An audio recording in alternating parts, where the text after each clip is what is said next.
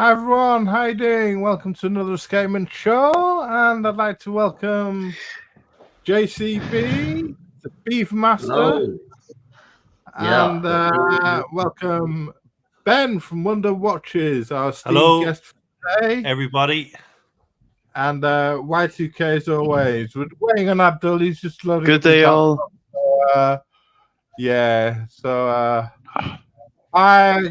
Mason One, good to see you. Hey, watch folk, yeah, and Chili Burger, great to see you as always, my friend. Speed Freaks, yeah, we're talking about. I think you got food on your mind, man. You must be hungry, waiting for. Here he is himself, the man himself, Abdul. Good to see you. Hi, gents. How are you doing? Sorry, my laptop isn't working somehow. So I'm just trying to restart it so I can see everybody. Yeah. How's everybody doing? Great, Abdul. Good. Got Apes in the house as well. Good to see you, Apes. Apes. And yeah, we're going to be talking about Speedmasters today. Ben is a massive Speedmaster freak, aren't you? Yeah, I guess I am. It was always the grail watch that I wanted. Although I was batting it around with a Zenith Revival when I was going in to buy a kind of a luxury chrono, or my first luxury chrono. But yes, I couldn't. When it came to buying a bona fide classic, I went for the Speedy.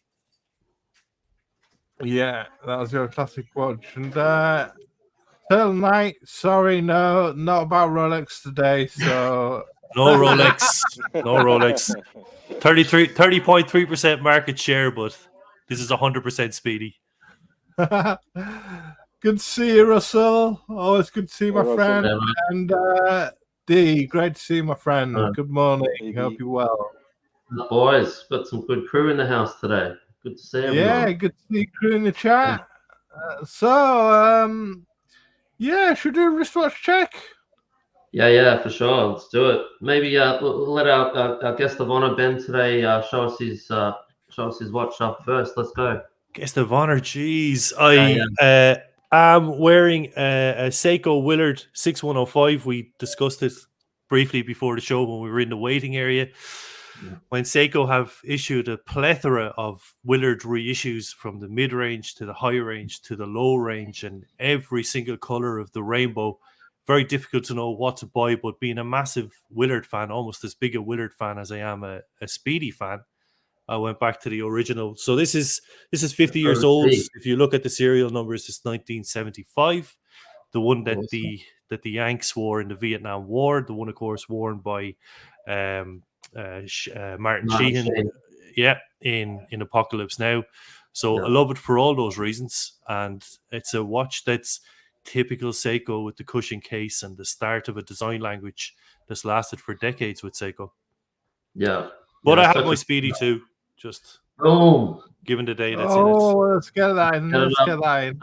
Baby. I love this. Very topical. Very topical. Love it. Yeah, this is bought it in December 21, so this is the newer version. Can't get the thing to focus. The 3861 coaxial movement for all the nerds out there. Still not quite sure how a coaxial movement works, even though I've watched about 6 videos this morning, but it looks really complicated and nerdy, so I'll go with that. Yeah. So, JCB, you wearing yourself? I've just got. I haven't got my Speedy yet. I'm saving up for the Sapphire one, but in the meantime, I've got this little plastic version, which is very topical. Tiding me over today. So the Moon Swatch, I've chucked this on a Die Model racing strap, which is actually a waterproof leather one, which is really cool.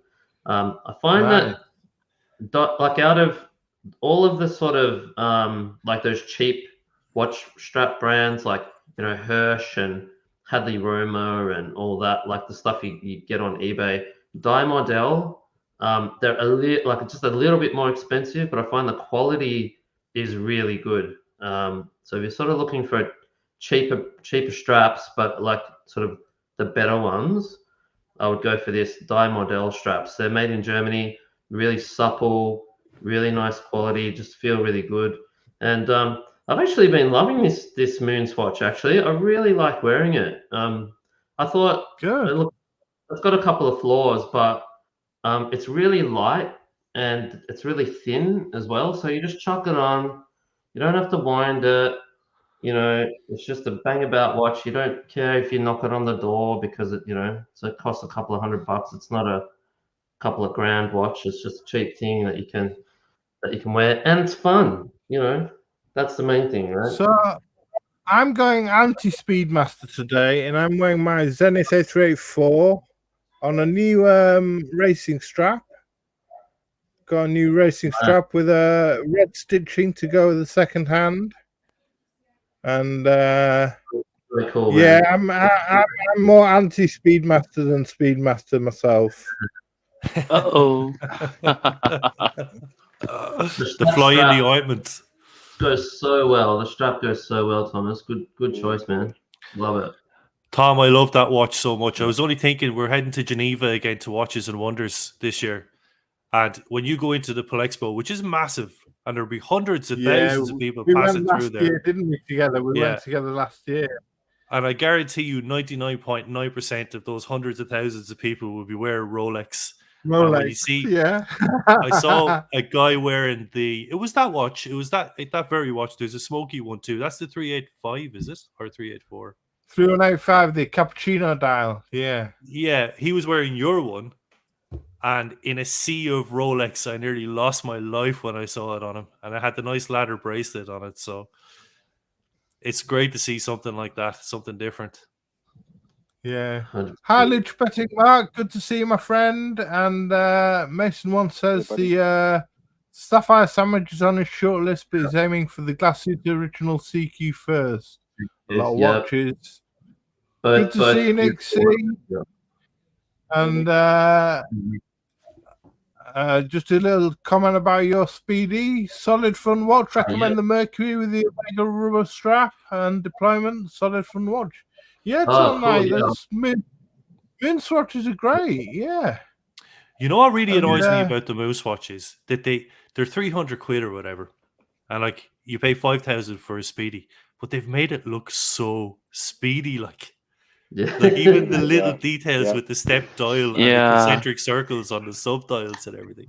It's like, geez, I could have maybe have had this whole feeling for 300 quid.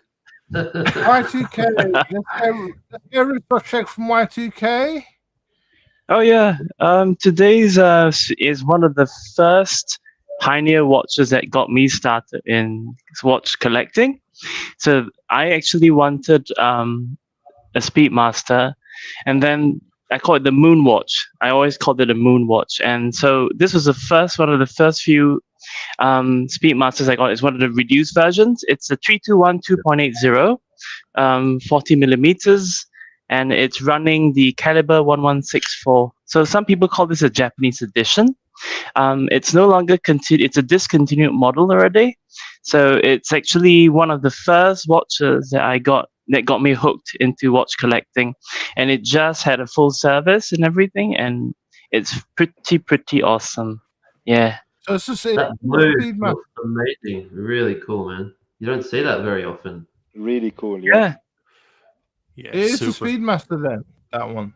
Yeah. Yes, it's a Speedmaster. Yeah. That's in that Thomas. That's in the Speedmaster reduced family. It's called. Right. Okay. Yeah. Then 39 mil one. Yeah. It's smaller. It's 40 mil. Your regular Speedy is like nominally 42, so it's a bit smaller. That's right, mate. Yeah. Is that an automatic movement as well then? Yes. Yeah. Running the caliber 1164, if I remember correctly. Yeah. Yeah. I love those. You see those in Ireland here. We've got a used website, adverts.ie. And you see those, I think a lot of those, as you say, were made for the Japanese markets. You get silver dials and black dials, blue dials. Really, really cool in that 12-9-6 chronograph layout. And they've got like an annual calendar version of it as well, I think. It was not an annual calendar, but a triple calendar.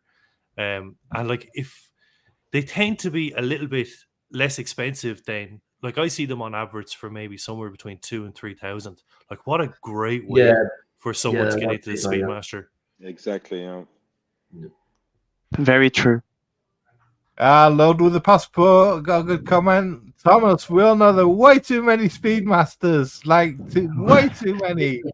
So much so that it's now represented by just the Moonwatch.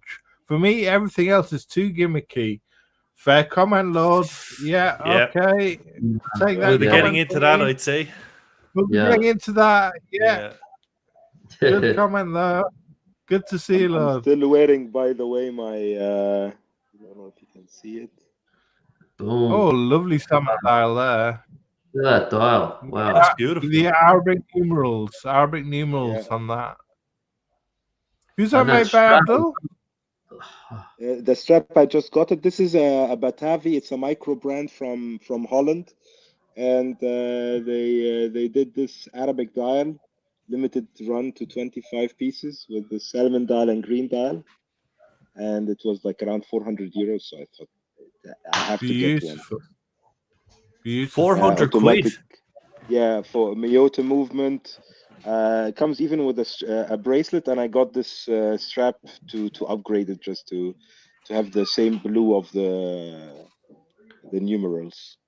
Man, that strap is cool, man. Real cool. Abdul, if you don't mind me asking, where are you based? Because I'm in. Well, actually, the weather's not so bad, but where you looks fantastic. Yeah, I'm in the Black Forest of Germany, so we have today a very good sunny 14 degrees weather. Oh, it's beautiful. That's where Jurgen Klopp is from. I think he's from that area. Yeah, exactly. Yeah, that watch is something else for 400 quid. That's incredible. Yeah, when I saw it, I thought I have to get one. It makes more sense to get one than to keep the 400 euros. Yeah. As JCB, I'd rather spend my 400 euros on that now than a Moonswatch. Good to see you, Orange Hand, friend. Morning, folks. He's going to have to his vintage Mark II racing dial. We might have one of those coming up, Orange Hand. And Lutrabetic says he's a big fan of the Speedy Red Dial 57. Yeah. Love those. Nice one. Love those. Oh my god, that's a pretty one. Yeah. And one to watch. Hi, chaps. Love that watch, Abdul. Yeah, it's a beautiful watch, isn't it, Abdul? Thanks, guys. And JJ, he said he'd set his alarm for 6 a.m. So thank you for joining us, JJ. Good to see you. JJ. Hey, man. Right, so we'll crack on with some Speedmasters then. We've got a lot to go through. So So we're gonna spend. We're gonna do a little change of format and go rapid fire. I think we're gonna spend a short amount of time on each one. So the first one's the current 3861 Sapphire Sandwich, and it's got the inspired by the 4th generation Speedmaster 1 on the moon, asymmetrical case, black step dial, applied Omega logo, famous dot over 9, see on the anodized aluminium bezel ring. And it's got the glass on the sapphire crystal on the front and on the case back as well, instead of the headlight. What are your opinions on these then, guys? Well, see, I understand this watch completely. It's a modern watch. It's a modern interpretation. The sapphire glass, I get it.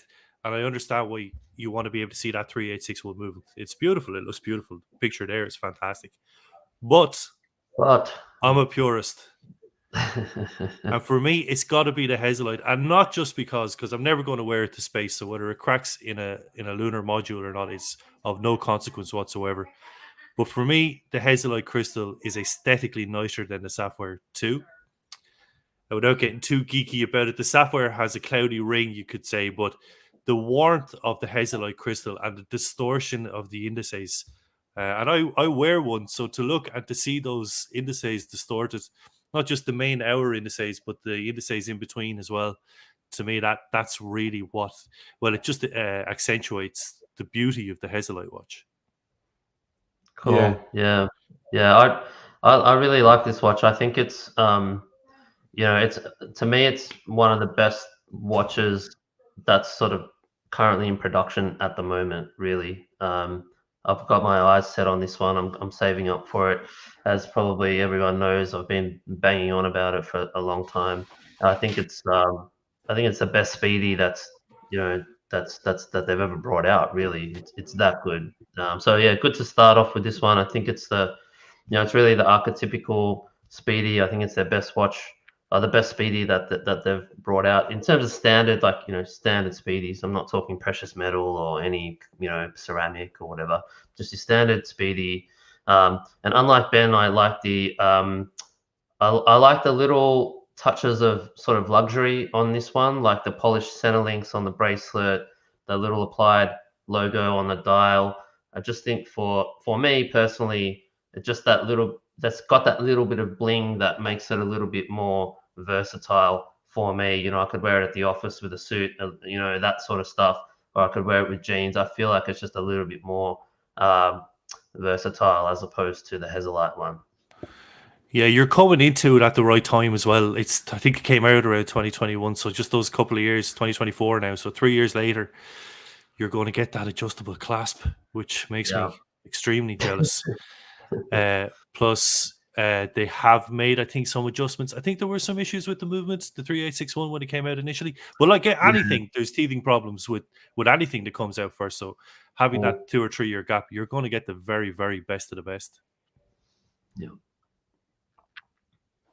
Yeah, this is the 3861 watch Pensis. That's correct. Yeah. And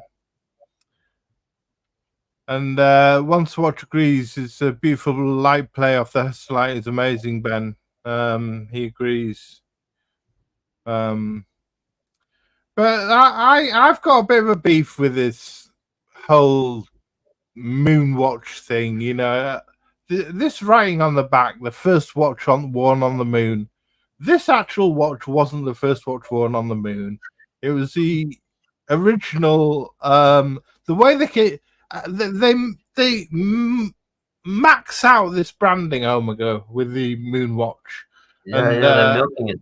It's like a cow, a Swiss cow that they can milk. Like it's like there's all these. Yeah, they milk it a bit too much. They milk it a bit too much, I think, and it's just the fact that they bang it on all the watches. The first watch worn on the moon, and it's gone through so many iterations: 321, 861, 1861, 3861,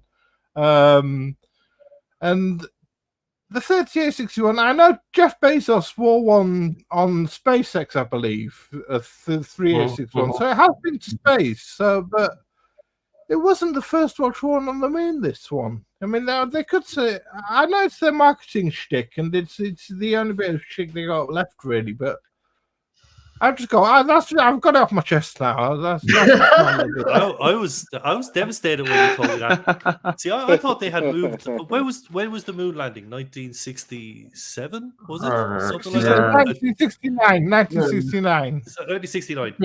Yeah. It was the 321 movements. With the main difference being a column wheel chronograph, as opposed to cam operated.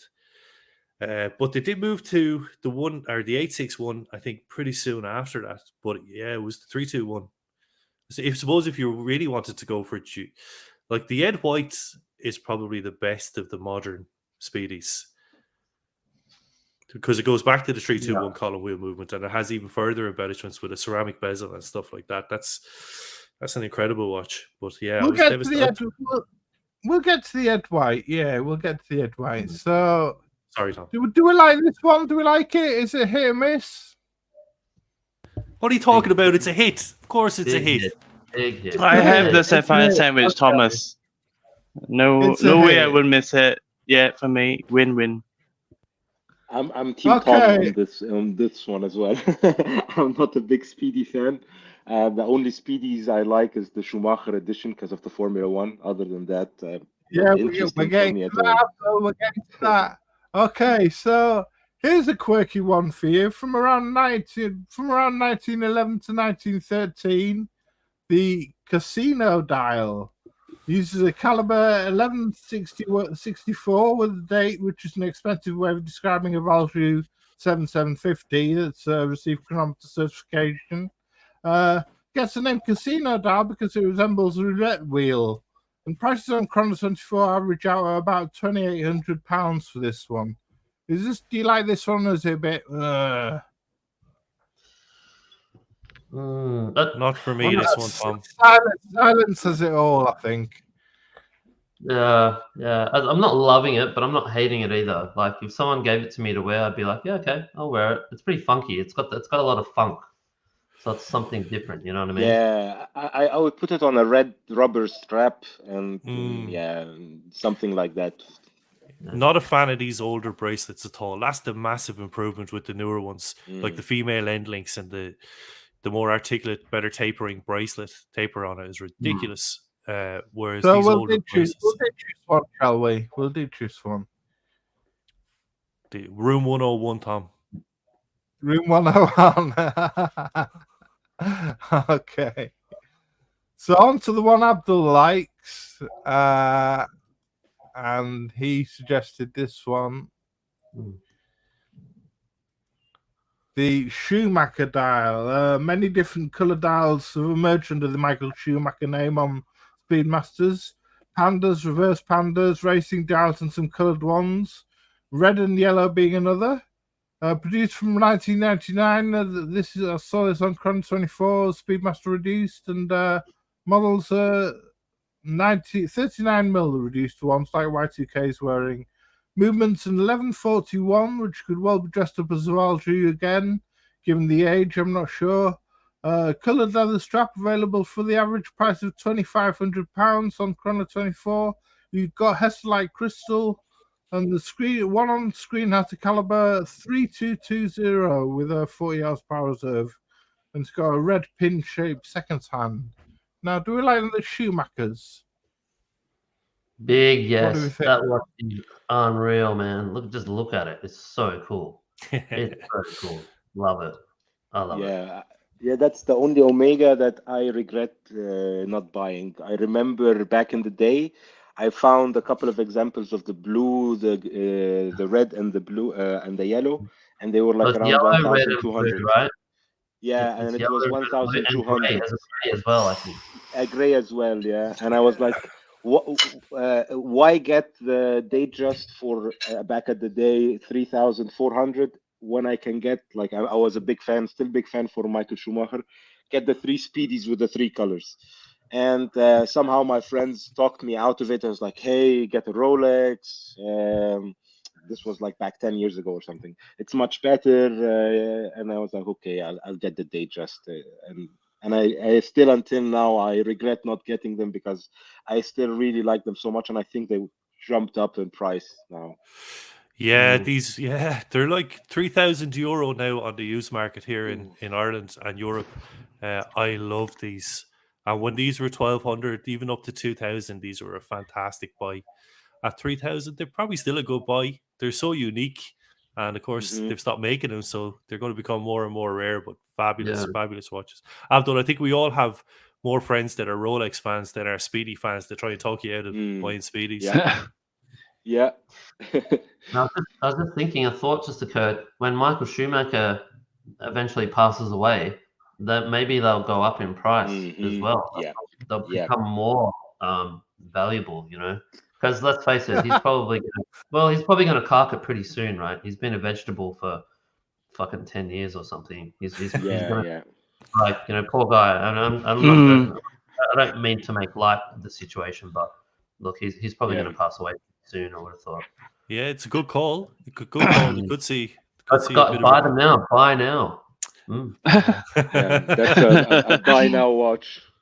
So we like this one. Generally, everyone seems to like this one. It's a pretty cool one. So we got the thumbs up for that, Abdul. Go ahead and buy one.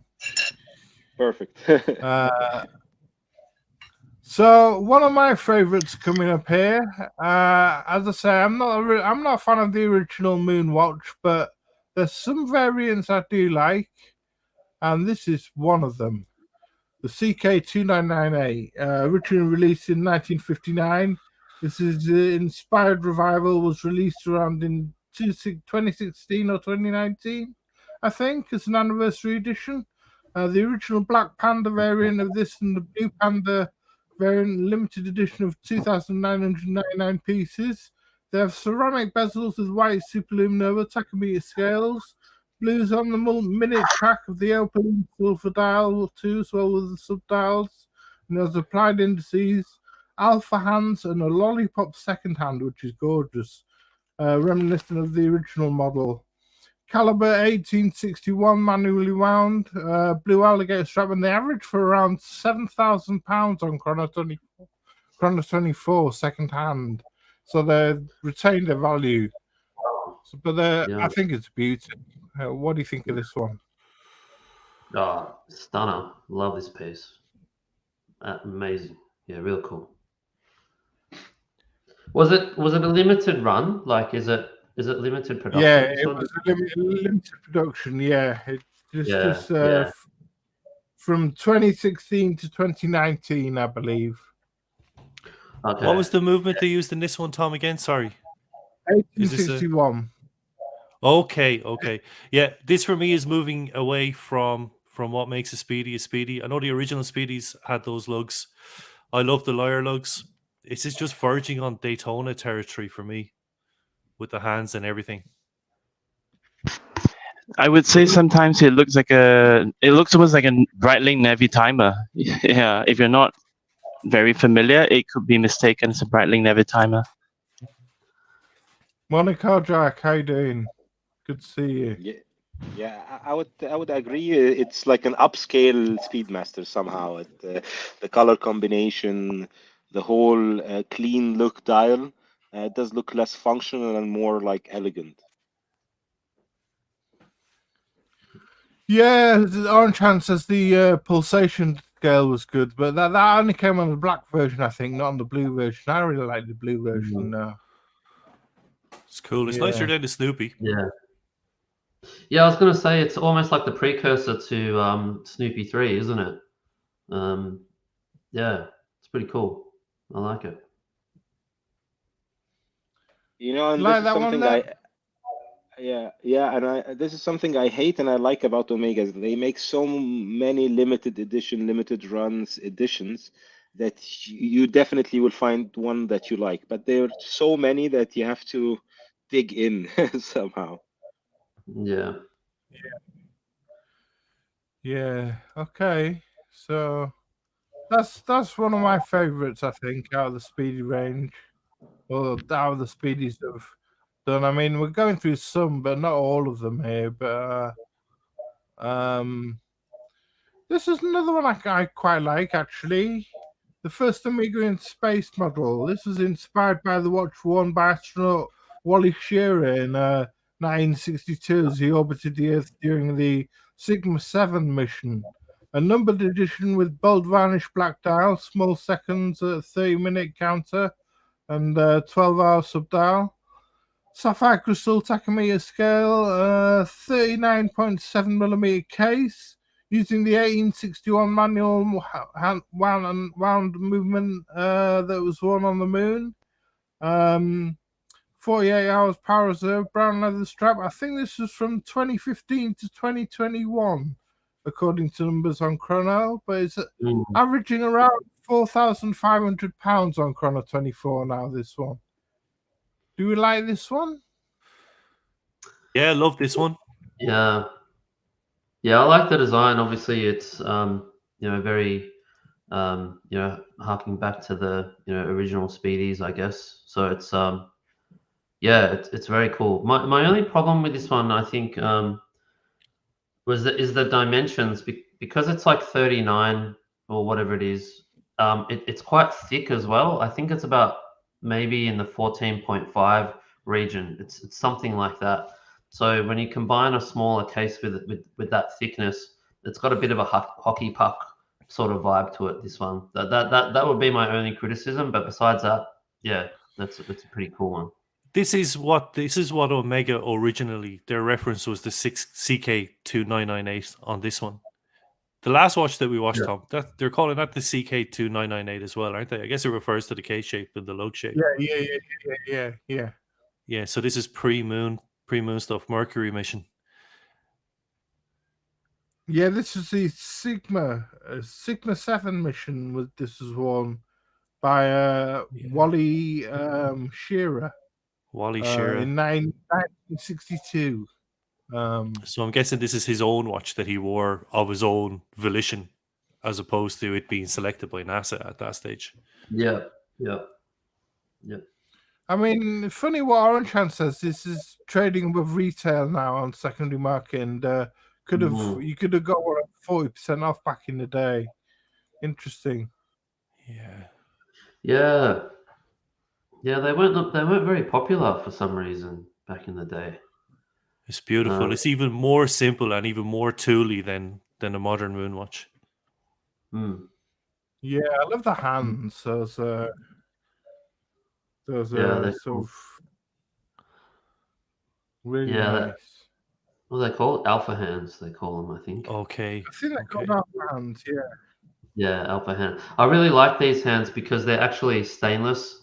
They're stainless hands with a white loom in the middle, whereas your regular Speedy has full white hands. So it's another little bit of it just makes it a bit more versatile. It dresses it up slightly It does, when you've got stainless hands as opposed to the white ones. White ones, cool watch, stainless hands was a little bit more dressy. So I feel like this one will get you through probably a few more situations in life. You could, on this leather strap, you could wear that with a suit or whatever, and you could get into the boardroom, all that sort of stuff. That is one downside to the modern. That's one thing I think about a good bit when I look at my watch, is that if you go in on a macro on the hands, you can see the white paint on them. It brings it on in terms of legibility. Like, it's fabulous for a chronograph. Like, it's more legible than a Daytona, for example, in my view, anyway. But I agree with you 100%. Like, the stainless steel broad arrow or alpha hands, they definitely bring it up a notch in terms of a dressy aesthetic. If you zoom in on a macro shot, it's just going to look cleaner. Yeah. So I go back to the very first one now, and which was revived in the trilogy. 57. The 60th anniversary tribute to the original Speedmaster, released in 1957, limited to 3,557 pieces. Based on the broad arrow design, which was the first chronograph wristwatch with a tachometer scale, apparently, on the bezel, as opposed to being printed on the dial. This 2017 model matches each feature of the original: brush and polish flat link bracelet and stainless steel and faux tropical dial for an authentic vintage twist. 48 hours power reserve using the 1861 caliber. Would have had the original 321, I think, in the original. Hesterite crystal with the Omega Elite logo in the center, and 7,500 on the website. So I don't know whether you can still get these, but it's got it on the website as 7,500 quid. But beautiful. I love that broad arrow hand. I love it. Good.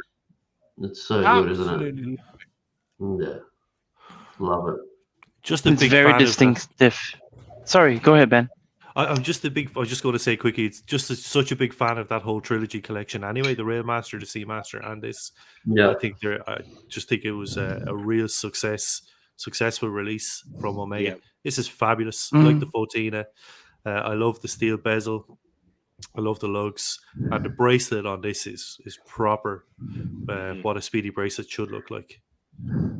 Yeah, flat links. Lord with the passport, interesting comment there that the bracelet doesn't have tapering. That's a bit of no tapering. Yeah, interesting. But I don't mind it. I much prefer these flat link bracelets to the original. To the modern bracelet. Till now it says sold out now. They keep it on the website because it's trying to sell the Railmasters. Yeah, fair point. I love the Railmaster more, to be honest with you. I think that was the best watch in the trilogy, the Railmaster. I did too, Tom. Yeah, but this one, you can't deny this one is a cracking watch. Want to Watch says he regrets buying a broad arrow. I don't know whether they did another broad arrow, a couple of other broad arrow watches, I think, on a former great price a few years ago. Your thoughts on this model? I'm not sure of the reference you're talking about, Want to Watch, but all the broad arrow Speedmasters, I'm a big fan of anything with a broad arrow hand. And yeah, shame you missed out on that one. Yeah, that's cool, that watch. They had one. They didn't. Yeah, I agree with Lord with a passport on the taper though. That's a real missed opportunity. Didn't Omega have a reinterpretation model? I think that's exactly what they called it, with broad arrow hands. That they're actually still quite reasonably priced. Right. I think they're probably out of commission now, but they're available on Chrono 24 or on the used market. Yeah. That's true. I feel like Omega never makes a perfect watch, so you never stop buying more Omega watches somehow. So they have to put some kind of something that you won't like. The bracelet's not tapering. I bought it anyways, but the next one I want to have with a tapering bracelet, and then you get you wanted the Hasselite, you get a sapphire. And okay, the next one I want Hasselite, and so on. I've seen Tudor accused of that recently as well. Yeah, I think they're playing the Omega game Tudor now as well. So Rolex are taking a bite out of Omega, but only the bad stuff. Yeah, exactly. Well, they're mentioning the Ed White in the comments at the moment. I had the same cool bracelet but with tapering, so why not bring that up? Yeah, the Ed White is probably the epitome of the Speedmasters, the best of the lot. Let's bring that up now. It's become a sort of darling of the Speedmaster world, hasn't it? It's the case is inspired by the same third generation Speedmaster worn during America's first spacewalk in 1966. There's also a bezel ring in polished black ceramic with a tachometer scale in white enamel. It features a familiar moonwatch hands and a step dial with applied logo. It has a sapphire crystal and an exhibition case back showing the 3-2-1 movement, which has 55 hours power reserve. Polished and brushed flat link bracelet on the and it's £14,500. It's a lot of money. Yeah, that's the thing that does it for me. Like, yeah, okay, I get it, it's great, but you can like the 3861 costs like, close to a third of what this costs. It's like, I get it, this is great, but you can get a very, very similar watch for like a third of the money with the 3861. You know what I mean? It's just like, yeah, okay, sure. Maybe if you've got the money and you're a real Speedmaster fan, sure, okay, go for it. But I feel like the best thing, JCB, it doesn't have the first Omega in space written. The first watch on the wall. That's what you're paying for, Tom. That's what you're paying money for. It doesn't have the first watch worn on the moon written on the back. Tom, you pay more for honesty. So Omega makes you pay more if you want them to be honest with you. Look, it's a dope watch, man. You can't deny it. It's awesome. Yeah. Stop the pornography. Ben, you've got a 3861, right? How do you feel about, like, do you think this watch is worth, nearly 3 times the cost of what it is? Well, would you pay that much? To make a long story short, no, I don't. I think you get as much from a 3861 as you would from this. But it definitely is moving up a level. And like when you start getting into like A. Lange and Zona and Patek Philippe, one of the best things about that is to be able to look through the case back and see the beautiful movements and the beautiful finishing on the movement. And you can't argue that the finishing on the movement here is absolutely next level. The website photographs are their advertising photographs. They just don't do this watch any justice whatsoever. And when you see on Instagram how they compare it to a 3861, it definitely looks a couple of levels above. It's definitely moved just further into that. I mean, the Speedy is the ultimate tool watch, effectively. It was built as a tool watch. It was the Hezolite crystal, all those things, anti-shock, all those things. This is the luxury version of that watch. There's just so many different adornments to it, be it the ceramic bezel, the finishing of the movement, the lugs and the bracelet. It's next level. But would I pay 3 times the price? I don't think I would. What do you think Eternal Knight's comment? Unless you're a Speedy fan, it's not worth the premium. I think it's a very fair comment. I agree with it. But if you love the Speedy, this is your watch. Yeah. Do you think it would have been better with broad arrow hands? No. But it's like Orange Hand says, this is the equivalent of Steel Daytona. 321 Legend, same as Le Mani that Patek and AP used. Yeah. Same base. We were just discussing before we came on, myself and JCB there, how the prices are increasing on these things, like by an order of like every 3 or 4 months you're seeing price increases on it's a killer. It's but yeah, it's interesting to see you compare this to the Daytona. Certainly in the price category, it's a direct competitor to it. But I've always considered Omega to be elevating the price of its regular 3861 to try and get it on a level with a Daytona. I think Omega probably look at the watch and go, how is the Daytona 15 RRP and 3 times or twice that on the secondary markets?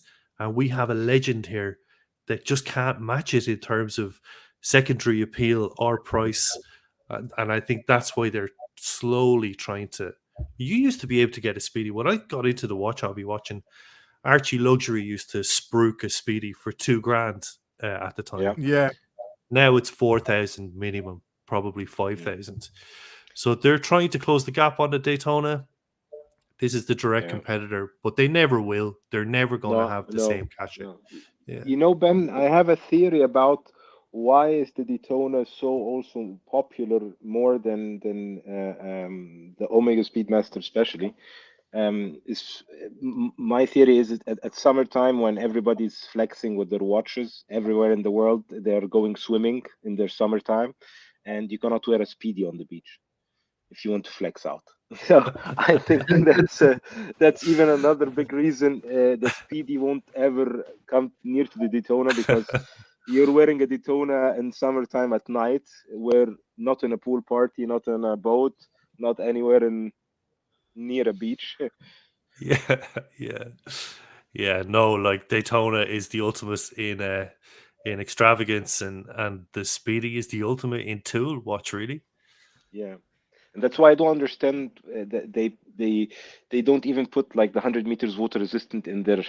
Let's make a fully functional tool watch, put 100 meters water resistant, put screw down crown, put screw, push buttons, make it really functional. Call it whatever mission, limited edition, limited run, and try it out. They tried everything else. Mission to the seaside. Yeah, something.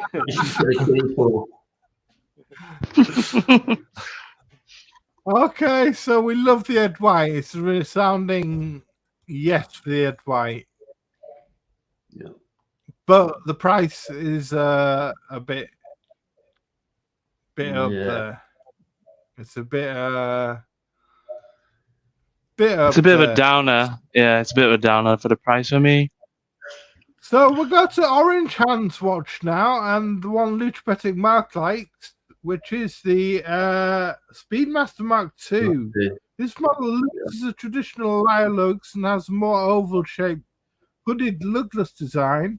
Also uses a bezel and the integrated tachometer bezel, which is printed on the inside of the mineral crystal, and which just barely sits above the case. There's also a stubbier signed crown and reasonably protected pushers that barely extend past the case. It's a very robust and solid case design. This racing dial version has the racing second counter track in red and white with orange indices and an orange center chronograph hand. The running seconds have a white pointer and the other sub-registers follow the orange theme with their pointers.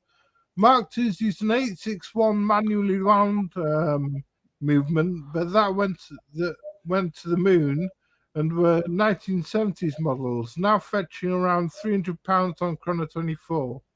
And I love this. Absolutely. You mean £3,000? Not, I think you said 300. £3,000, sorry, yeah, on Chrono 24. These. I was gonna say, I gotta go. Yeah, that's a bargain.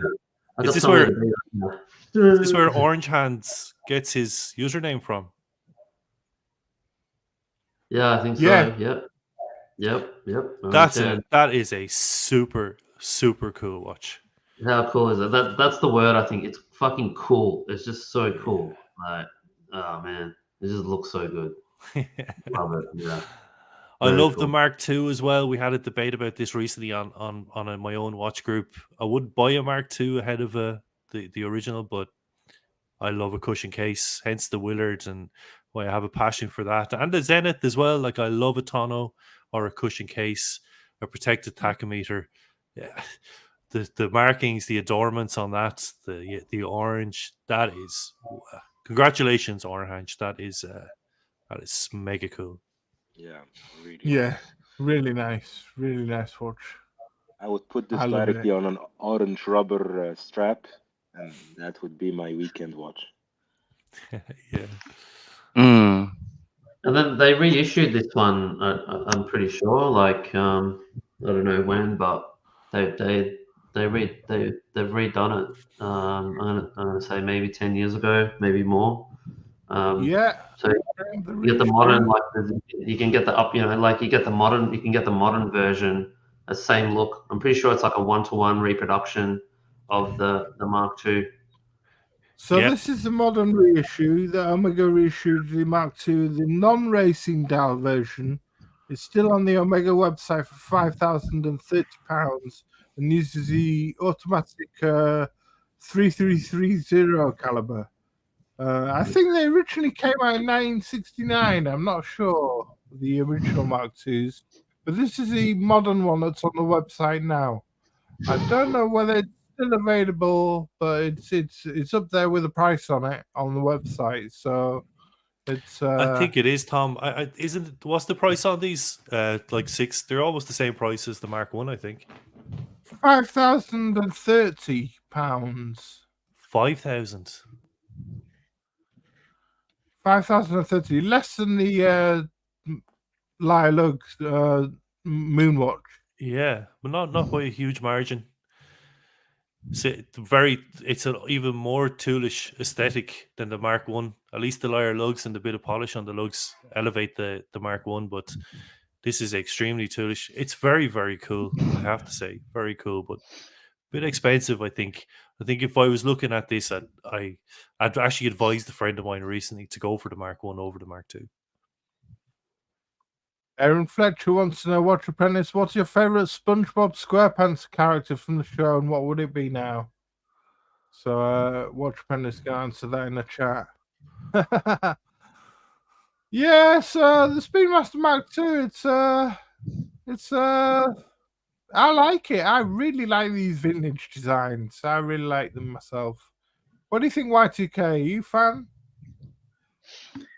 50-50. I mean, it strays really far from the Speedmaster, or maybe because I've always looked at Speedmasters that way, and this one feels a bit like a field mechanical watch, if you know what I mean. Yeah, it has that feel. Maybe it's the case. I think it's the case that makes it feel like a field mechanical watch. But to me, it's a hit or miss. I'm leaning towards a miss for this one. Yeah. Right, okay. Fair enough. Fair enough. Yeah, I'd agree with that, Chet. It's definitely veering into the more tooly field style look. Okay, so it's a miss. I like it, but it's a miss. Okay, fair enough. We'll move on. So, I don't know. Another vintage. I'm going to stick with a couple of vintage ones here. Vintage designs. So I have the Mark II, and this is the Mark III. What do you think to this one? This is launched in 1971. The Mark III featured an automatic movement for the first time in the Speedy. Jointly developed by Omega and Lemania, it was the Omega caliber 1040A, also known as the Lemania caliber 1341. Versions after 973 had professional on the dial, whereas earlier models didn't. I think Omega had a classic in the Moonwatch, but in the late 60s and beyond, they worried about that people might it might become outdated, so introduced fashionable replacements, which ironically soon fell out of favour, and the original stayed a classic. Now, however, there's retro cool about these designs, and they have a period appeal, a bit like cars. And there's a 24-hour subregister on the dial at 9 o'clock, and the case is 41 mil and 51 in length and 17 mil thick, as you can see here. These go for between 2,500 and 2,500 So 2,500 and 3,500 on Chrono 24. But these are coming out of Doctor Who. What's that thing? The Daleks or whatever. You know, there's little. Yeah. See What? on wrist. See on wrist. See on wrist there. It's like it's a monster. I love it. I love it. I absolutely love it. You don't want to go to the bottom of the Marina Trench or something. What's the water resistance on that? If it's not at least 6,000 meters. But it's the first Speedmaster that used an automatic movement. So yeah, 70s styling. 70s styling. You can't beat it. I'm a huge fan of it. What do you think, Abdul? Yeah, it's just too thick. It's too thick. You know, there's watches where they're thick and they have like a lug construction, and you're like, oh, okay, that will hug my wrist and it will somehow go away. But I feel this one will just go through every door that I walk through, and I will break the buttons, scratch the sides. I think I will, like, it won't maybe 2 days survive, and then it will somehow, I will break it in going through a door or something like that, I feel.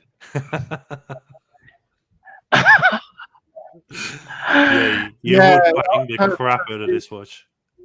Orange Hand says the Lemania 1341 is an awesome movement, but the central minute cannon is so legible. Mark III case is too much for me, though. Yeah, fair enough. Too much. I love this one. Geek as I am, I'm trying to work out what the camera was. Oh, thanks a lot, Mason. I got to trouble of listing all these watches, and you're just interested in the camera that the man's holding. Okay, so this is too thick for you, but I like it, but it's too thick for you. So I love it, Tom. As much as people talk about real estate that's too thick, you know me, I like chunky watches. Now this one, I will keep it for sure because it has the retro look. It's got the thick case. And I like that if it goes back, it has that kind of like Omega heritage feel when you go through the, the pages of history and Omega's history books. And I like it that it carries that kind of history. Yeah. So go to another vintage one, the Speedmaster 125, released in 1973 for the 125th anniversary of Omega. This is the world's first chronometer certified chronograph with an automatic movement and date. It used a Lemania and Omega caliber 1041 movement. Technologically advanced, it had the price tag almost twice as high as a regular moonwatch at the time, and was a halo piece of Omega's collection. Typical 1970s styling is 42 millimeters by 51 long and 9 millimeters thick. The monoblock case features an integrated bracelet, which makes it heavy. Again, like the Mark III, it features a 24-hour sub-register 9 o'clock, and same sort of price on Chrono 24 as the Mark III, which is £25,000 to £35,000. Do we like this 70s design anymore or not? I like that. That's very cool. Yeah, I think it's cool. It's not. It's thin. It's 9mm thin, but I feel like it's got quite a big. It's quite big though. What'd you say? 52 lug to lug by about 42, something like that. So, but the thinness will even that out, I think. So it'll sit on the wrist pretty well. Looks cool. Japanese case. Yeah. What's not to love about it for me? I think that's cool. The lug construction also as well will pull it down because they have an downward lug, so it will even hug your wrist more. I think this is one of the watches that when the big watch craze comes back maybe in 10 years and people starting looking back at, oh yeah, I want an AP 44 or Panerai or stuff like this would be a really big hit because this watch is really nice, but like you said, it looks like a box. It's like a bigger Tourneau shaped case, but somehow boxed with the circle in the middle, like the dial. But I really like it. Yeah, I really like it. This is a birthday watch for me. This would be a birthday watch. Yeah, Orange Hand says that 125 is really good, especially if you can find one in good nick. Until night, it says I complimented Thomas's taste on the CK2998, but I retract that comment now. Oh, mate. Not even you're right 100% of the time, Tom. Well, I've got a few more vintage dirt bags to bring up. Tom, I have to go. I have to drop the kids to dance. Oh, so. Ben, thank you for joining us. Hop on later on if you can when you. Yeah, I'll hop on later on. If I can, I will certainly. Yeah, I'll be delighted to. Yeah, we'll still be going. We'll still be going. Yeah, it's a good chat. I'm enjoying the chat, I have to say. Yeah, please do. Thank you. See you later. Thanks, Ben. Take care, Ben. Great to see Ben, and please subscribe to his channel, Wonder of Watches. It's a great channel that he's got there. So some more 1970s pieces. This is an interesting one. The Speedmaster Mark V TV case. Also using an integrated bracelet is this Mark V Speedmaster. TV Speedmaster, they called it, as it's known.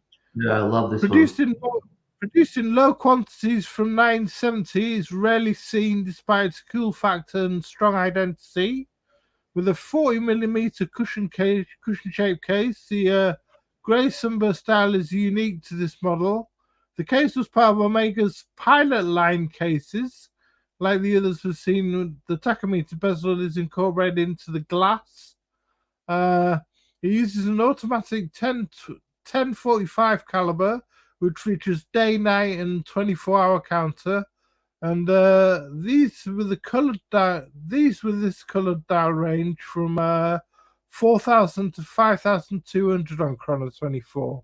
But I really like this. I think that dial shimmers. Don't know. Yeah, I love this. I love this shape, man. It's so cool. This TV dial. Yeah, awesome. I just really like this piece. What'd you say? It was a Mark 4 or Mark 4.5 or something? Mark 5. Mark 5. Okay, Mark 5. Yeah. Awesome. It's really cool. Did you guys notice the difference between Omega's design and the era where they're the best of the rest after the Holy Trinity, and after that, after the Rolex takeover, maybe in the mid-80s? The designs back then, they were more free. They had like, somehow when you're on the top, you're more free to experiment with stuff that I feel like now they play it either too safe, or they just put so many limited editions and limited runs and models that they cover all their bases. And back then they were more like, yeah, we'll try this one, we'll try that one. Yeah, for sure. Yeah, 100%. You can see that. Yeah, they were taking a lot more risks, and it was the 70s as well, I guess. So they were, like, back then you could get a Daytona with a discount. Like Rolex watches back then were basically the tool watches of that era. Yeah, Ben's channel is called Wonder of Watches. I'll try and provide a link later on. I've just got so many tabs open that I can't. That they're getting so small. So till night. I'll try and provide a link later on. So what we got here? TV dials making a comeback. Mido just came out with a fun one on a big day. I think that Mido one looked a bit too much like an Aquanaut or an Aquanaut, really. And Junior, was Ben Dial Wonder Witches? No, Wonder Watches. Wonder Witches is a bit too sinister, I think. Wonder of Watches. That's correct, Junior. Wonder Watches.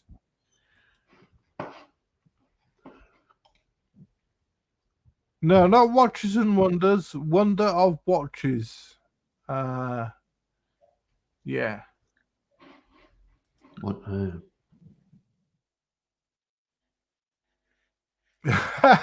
Yeah, progress update. I think we've gone through 3% of the Speedmaster range, 156 models to go. No, we just picked a few. I just picked a few out that I thought were quite nice. So, so that was the Mark V. I got one more vintage one to go through, which was a Mark V Teutonic, which is an interesting one. It was made for the German market in 1984, and it's a really futuristic looking one, actually. Uses a manual around 861 caliber. It's 42 mil and 12.3 mil thick, and these go for between 2,000 and 3,200 pounds on Chrono 24. But if you look at the dial, it's like something out of a sci-fi film. It's the pushers as well. It's got these stubby pushers. A really different bracelet. 1984, but that's 80s for you. We've gone from 70s to 80s. 70s to 80s, and it's a totally different look. Yeah, you get like an ingenieur feel from it, the IWC. Absolutely, Abdul. Yeah, absolutely ingenieurish, isn't it? Yeah. I'm getting Tag Heuer Kyrium vibes. As well, yeah. Yeah, but back in the day, if I had the choice between the three, I think I would have chosen this one. If I wanted a style of that watch, I'm getting an Omega chronograph, the style that I want.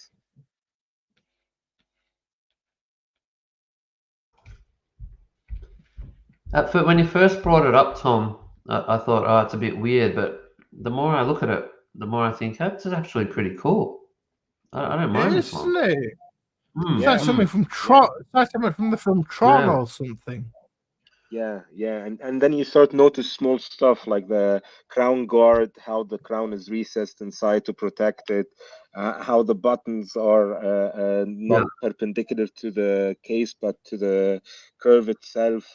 Just small touches that you start noticing about the watch, and like, that's a nice one. That's a nice one. Yeah. It looks like a wheel of a car. It has this wheel. I don't know if any of you noticed, but it feels like a tire of a car. It carries with those kind of like 70s and 80s, where the tires used to have this white color rim. Am I describing it correctly? Yeah, those. White wall. Thank you. The white wall. It feels like that. The white wall rim kind of car tire. So That's Messer more- one's just going back to the last Mark V that I showed you, saying that the TV dial made him one of the classic original 70s. I hate that watch. Yeah. It's a Oh, horrible really? watch. You hate? I like Yeah, it, I love man. the classic original 60s. I love but the 70s as well, I the classic. don't love the 70s one. Oh no, I like it, man. I like it, especially the orange one. That's cool. Yeah, the 60s is cool and the 70s one. I'll take the 60s Yeah, over yeah, the 70s. outvoted, Tom. Yeah, outvoted, man.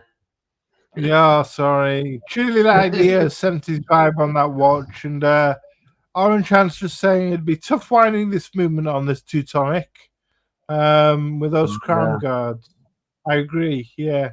Yeah. Unless the crown really pulls out a lot. But I like it. It's like an Explorers 2 of Speedmasters because it's got a metal bezel. It's just got this metal tachymeter scale, metal bezel with a tachymeter scale on it. It's like the Explorer 2.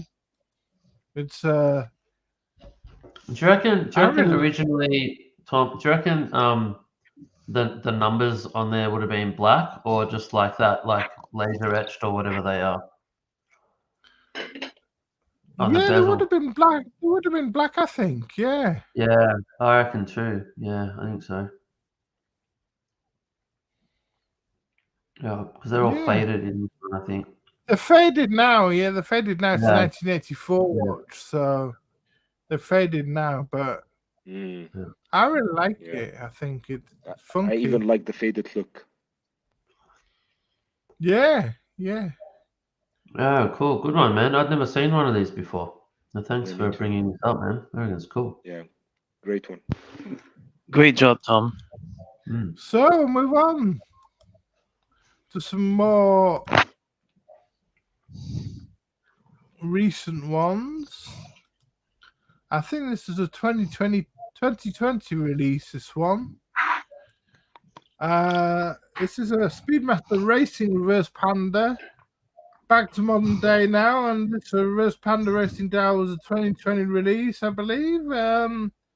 Each of the silvery subdials has a Clou de Paris pattern on them, and it features a date at 6 o'clock and uses the self-winding coaxial caliber 3330 40mm case, and there's one on Chrono 24 in America for £2,800. So you can see that Clou de Paris pattern on there on the sub-registers.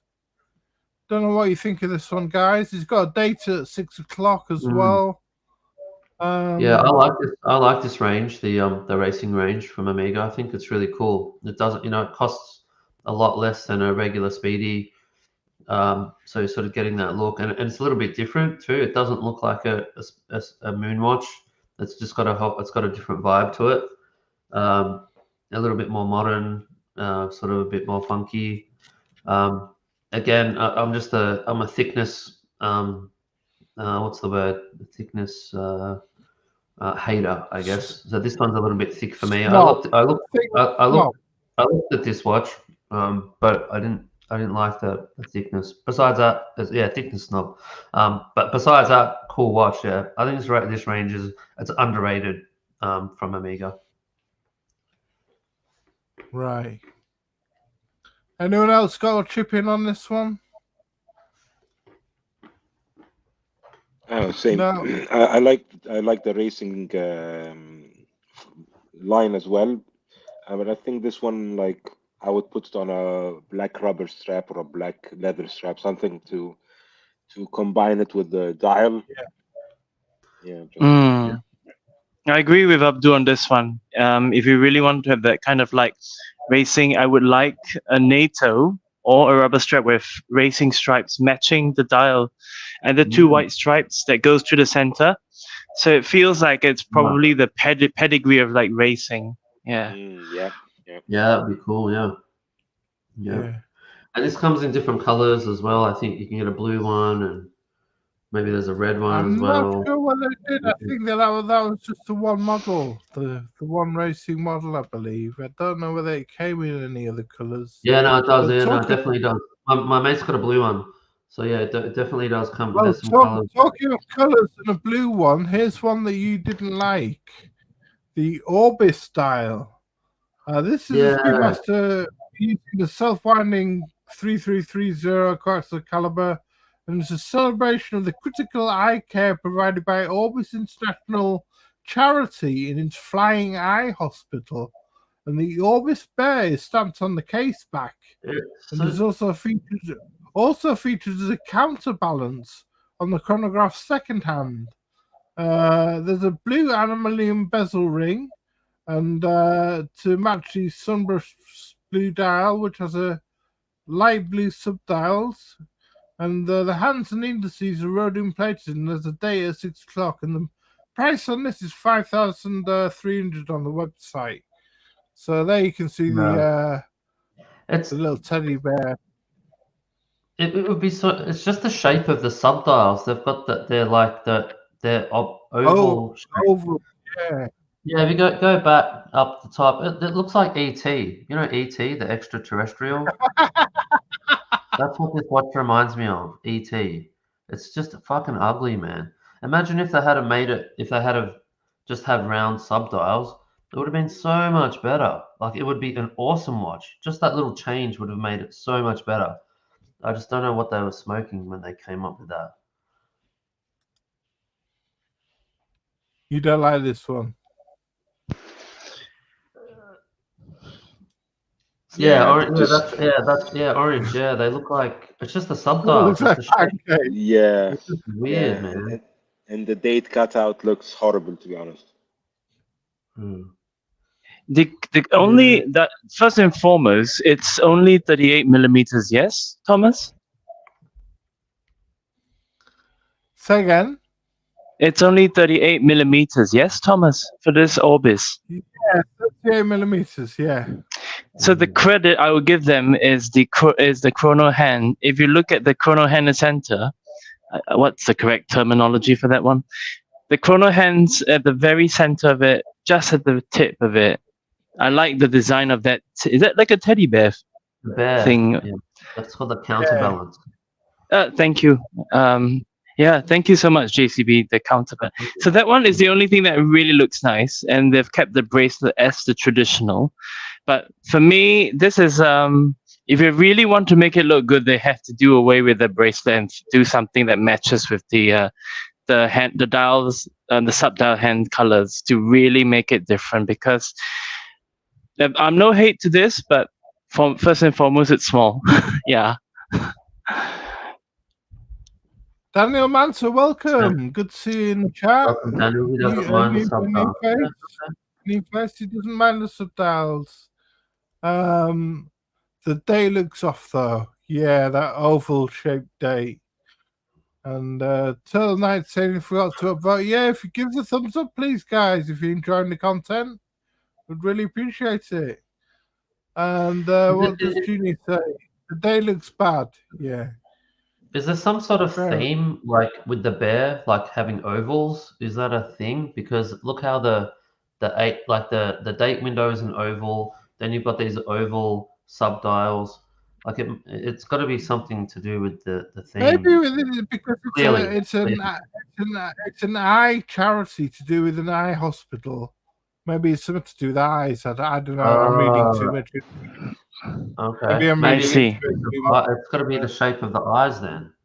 Must be that. Maybe I don't know. Maybe I'm reading into it, but it's we've decided it's to do with pancakes. It's to do with pancakes, bear like pancakes. So we'll just stick with that. I think I'll fancy just go with the pancakes. Yeah. Okay. Oh yeah, ETIs. Yeah, TI. We'll just go with that. ETIs. We'll get rid of it and move on. Yeah, I would have believed that Omega made a limited pancake run, because they made limited runs of everything. Anime, who knows what else. Well, that's still on the website. This one. So you picked this next one, JCB. This is the Speedmasters Tokyo Olympics 2020. This was first. I was the first sponsored timekeeping as the official timekeeper of the Olympics in 1932, and seems to have been doing so ever since. More recently, it's become a big marketing window for limited edition releases. And in 2020, Omega releases Panda Dial Speedmaster for the Tokyo Olympics. Because of COVID, that Olympics was suspended, so the merchandise has become a little bit collectible, really. There's a 42mm, uses the 1861 movement and has sapphire crystal, and this one was selling for 9,750 euros. So the price has obviously gone up, discontinued.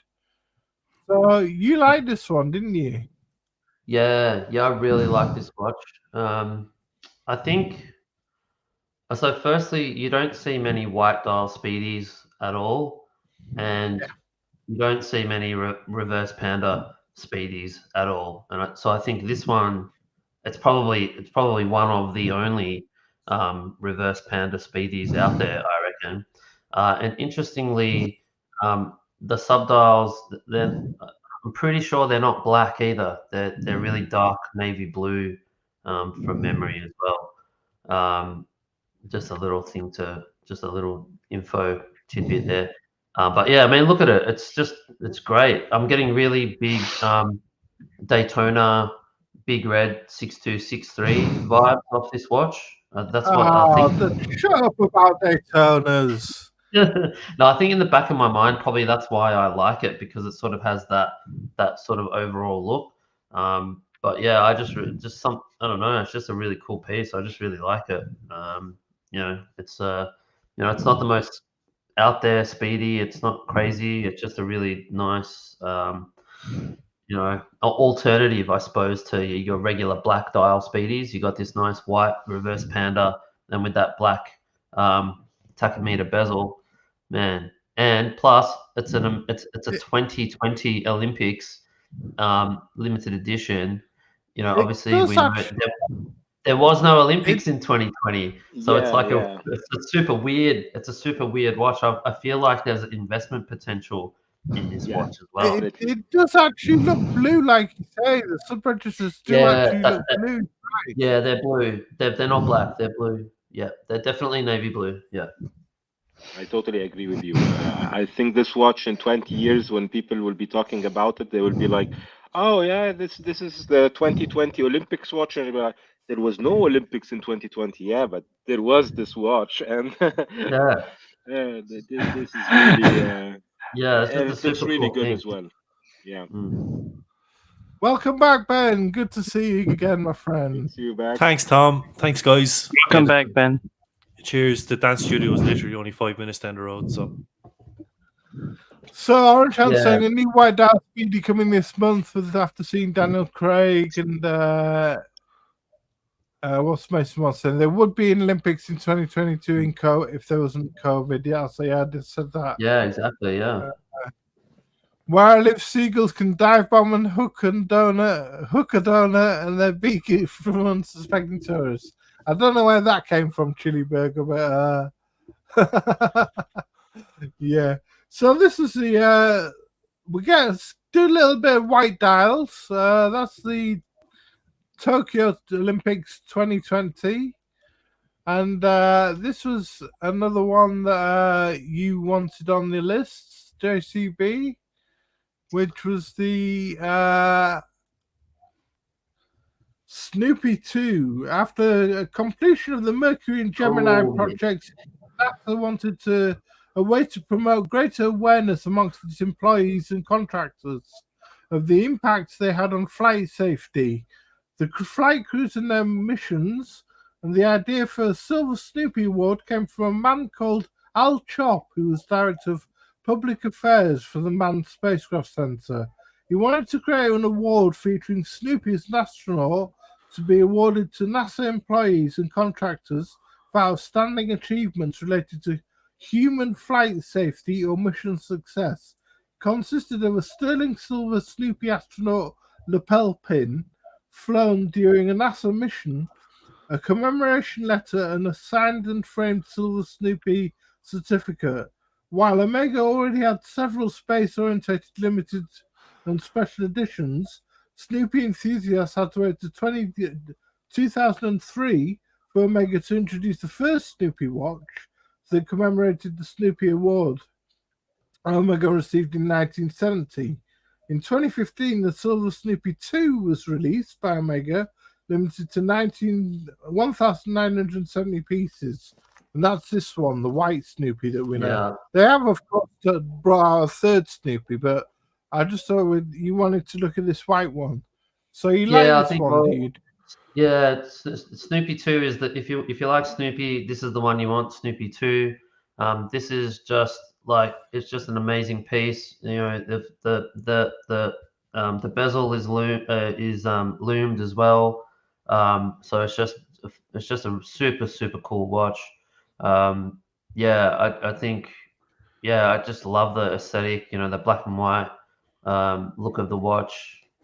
Yeah, super cool. Yeah, I mean, all the guys in the comments as well, I think are loving the Snoopy 2 as well. It's just a great piece, man. Really cool. Yeah, I love that's fabulous. I don't think I've seen that watch before. I prefer that to the Snoopy 3. What drives me mad about the Snoopy 3 is if you're going to have blue embellishments on watches, those elements have to be heat treated, in my opinion, especially given the price of the Snoopy 3. I'm just not a huge fan of the blue aesthetic, but this, on the other hand, is that stainless steel, JCB? It is, yeah, stainless steel. They're fetching a huge premium, I think, are they? Oh, these are way expensive. These are really expensive, way more than Snoopy 3. Wow. I'm pretty sure the bezel, I think it's ceramic and it's got loom as well. So it's just a really cool piece. I love that. What could you do in 14 seconds? Sometimes I actually set my chronograph hand just to 14 seconds, just for the thrill of it. That was the length of the burn. I think the manual burn on Apollo 13 to get it back into get it back to Earth. Yeah, and also because Snoopy 1 wasn't really, it just looked like a regular Speedmaster. I think there was there's a picture of Snoopy engraved on the back, and I think maybe the running seconds subdial might have something on it, but it doesn't really look like too much different to a regular Speedy. So with Snoopy 2, they sort of went all out, you know, they made a totally different watch. They actually put Snoopy on the dial itself. You can see him there in the seconds subdial just chilling out. So it's just it's pretty out there watch when it came out at the time, you know. And, what posture is Snoopy adopting there? He's kind of, is he sleeping on his belly? Yeah, he's just chilling. He's just chilling on his belly. Bit of a weird posture, really. I'm not sure how much it's sold for. I don't know how much it's sold for Mason 1 originally, but probably was the same as the blue Snoopy now. Yeah, around 15K. But is that how much Mason they're going 1 for is now? saying 40K plus. Wow. 40K. Yeah, when I remember Mason when Snoopy 3 came out, then Snoopy 2, the value just even went more up, I think, because people were like, yeah, Snoopy 3 is cool, but Snoopy 2 is cooler, you know what I mean? So I think the value went up. Snoopy 2 is way cooler. Yeah. Yeah, So I like the gimmicky stuff on Snoopy 3 on the back, but the front of Snoopy 2 just looks way cool. Sticking with white dials, this model was released in 1988, and it uses a caliber 1140, which is basically an ETA 2890-2 with Nylon de Poix de Pras chronograph module. This is a Speedmaster reduced white dial, and that's referred to as a piggyback movement, but it's still solid. And 39mm case and 2,900 pounds in Japan on Chrono 24. Could this be the kind of new release that many are waiting for that Daniel Craig was seen wearing recently, do you think? Isn't that so cool, that watch? Because I often look at the reduced black one, and to me, it's the cheaper version of the real thing. Whereas when you start messing around with the colors, like you change the color up a little bit, put in a white dial there, that doesn't look cheap at all. That looks really fabulous. Doesn't Yeah, it? it changes it up totally, doesn't it? Yeah, I think it's cool. Yeah, I love this one. This looks really, really nice. This is a similar kind of idea to what Y2K is wearing today. That I guess the same movement, automatic, reduced, but just a different subdial layout. I would say, yeah. Go ahead, Thomas. I was just going to say, I think this is the kind of thing that they're looking to release. That Daniel Craig had. Yeah, but that was a regular Speedmaster, wasn't it? Like a moon Yeah, watch. yeah. Not Yeah. reduced, but with the Yeah, same yeah. dials.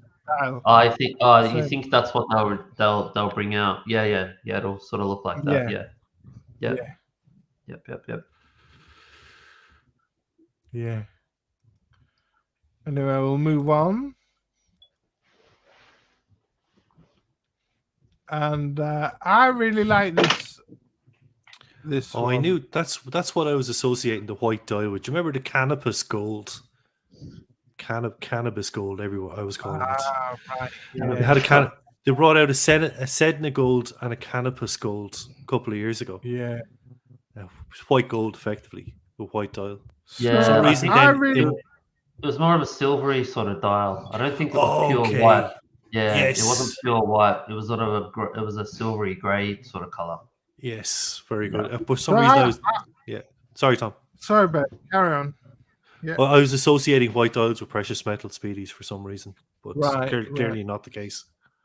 So this is the Apollo 11 45th anniversary black PVD dial released in 2014. A limited edition of 1,969 pieces. Commemorates the first lunar landing. And a laser is used to remove the materials surrounding the design elements of the watch face. Graded titanium case, matte black ceramic, and 18-karat Sedna gold bezel. Comes on a brown nylon NATO strap and uses the 1861 caliber. Around £10,000 on Chrono 24. Absolutely love this one. Really do like it. The grey, man. That's hot, mate. That watch is hot stuff. Love it. Yeah. Really like it. Yep. My mind starts to get blown when we talk about Speedy when I see this. I'd never seen this watch before either, Tom, before you sent me the link to your presentation. It's just the sheer number of Apollo 11 anniversary editions that they have. Not to mention, even that tiny subset, that's quite a niche. Well, obviously Apollo 11 is the big one, but even that's a niche subset for a watch. And there's a plethora of Apollo 11 anniversary editions. Yeah. But taken on its own, it's very, very cool. Yeah. And this render doesn't do the watch justice. I've seen photos of it in more live ones, and it just looks way better. This looks really good because the texture, the dial it's got this texture sort of to it. The whole watch has got this texture to it that's really different. It's really nice. It's just a cool piece, this one. This is the 45th anniversary, titanium and Sedna gold. Yeah, that's 45th anniversary, and then you recommended the 50th anniversary, which I'll just pull up. I'm not so much a fan. I'm not so much a fan of this. Watch?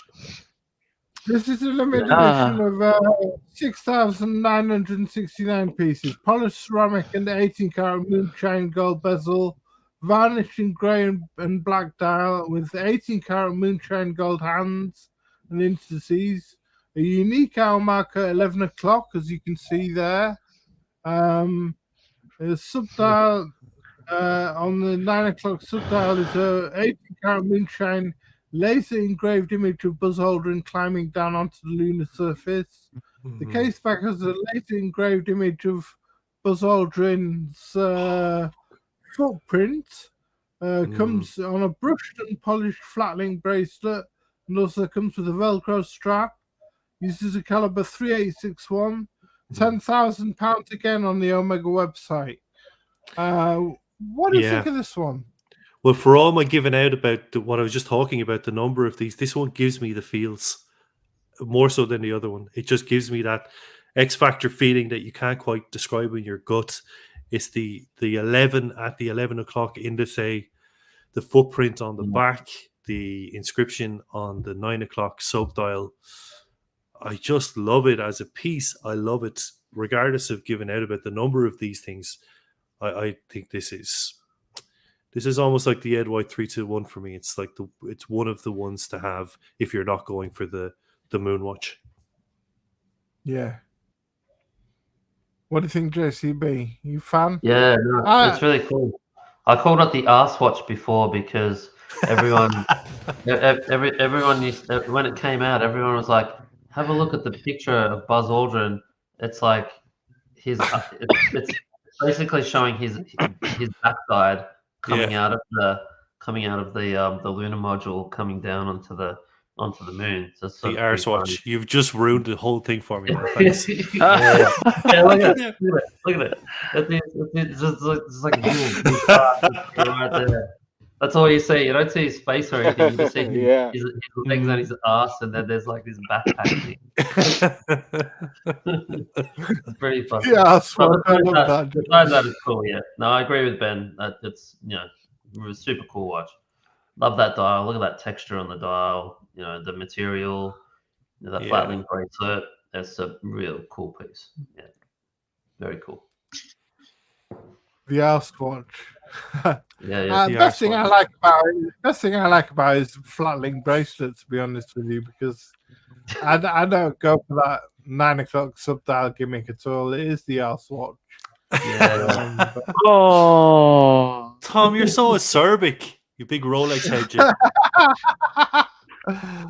Don't be talking to me about Speedy and Omega milk and Speedies. You can't bloody walk through an airport or watch a tennis match or Formula One without seeing Rolex signs everywhere. Yeah. So another space themed one from 2004 to 2013. It says on Chrono 24. This one was selling. The Moon to Mars, Earth, Moon, and Mars subdials used in the subdials on this. Uses the 1861 manual wound caliber, range from 6,000 to 11,000 pounds on Chrono 24 second hand. I can't believe the price this is going for. It looks horrible. It's a pretty big range, isn't it? 6 to 11. Yeah, I used to hate this watch. I used to really hate it. I used to think, what the hell, it's so ugly. But it's grown on me over time. Over time, it's really grown on me. And when I see these pop up on forums every now and then, I'm like, yeah, this is actually pretty cool. I don't mind it. But probably because it's different to your regular Speedy. It just looks different. It's different from the crowd. It stands out with those subdials. And I think, again, it's one of those ones when you see the real life pictures, it looks a lot better than what it does here in the render. Yeah. It's really, sorry, Ben. Carol, go away. Go. Sorry, just the Snoopy 2. Because I was very curious about that. Daniel Manta says the same posture Snoopy usually has when he's laying down on top of the roof of his doghouse. His doghouse, yeah. So that makes sense. Yeah, sorry. Yeah.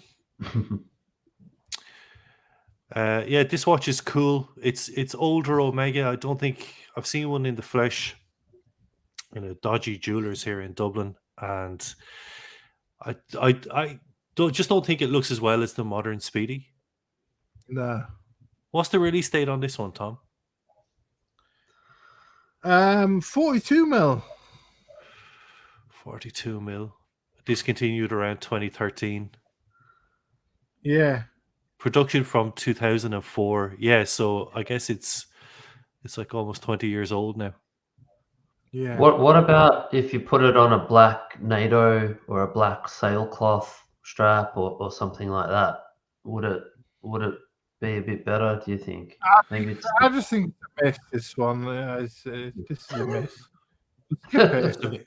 Was No, the no, sorry. but I really What do like. you Oh, want? sorry, Ben. Sorry. I really like because this one I've seen it in real life at a grey market shop, and I think that if you're a really diehard Speedy fan, it is worth every penny to get something like that because I don't recall any in the Speedy range having a color configuration, the subdials like that. So I think it's really, for me, if I was to get it, if I could find one again, I might get it with the red, white, and blue NATO, and then it would really be very uniform. Yeah, Just that just would my be cool. opinion.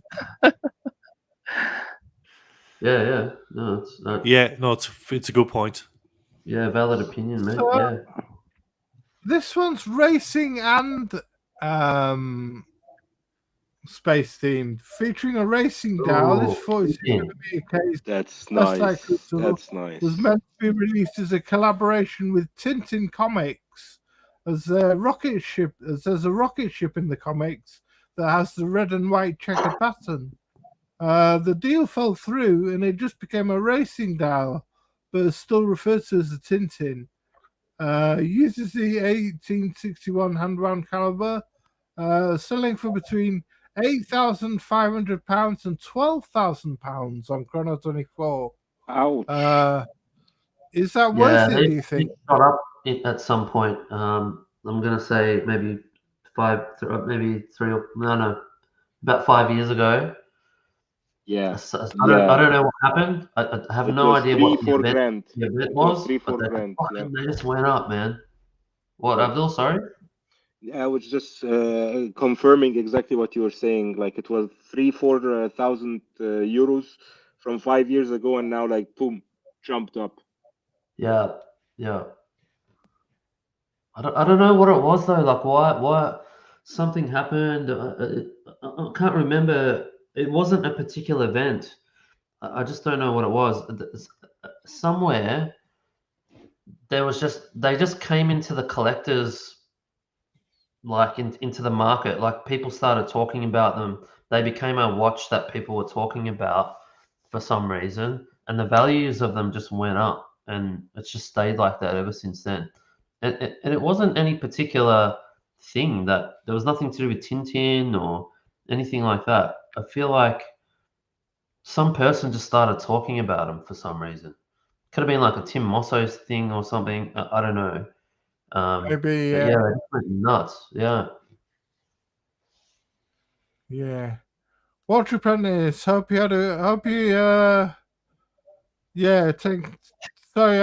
sorry you have to leave us, but you can catch up on the show. And as Mason once says, next job is to compliment your wife on her new hairdo.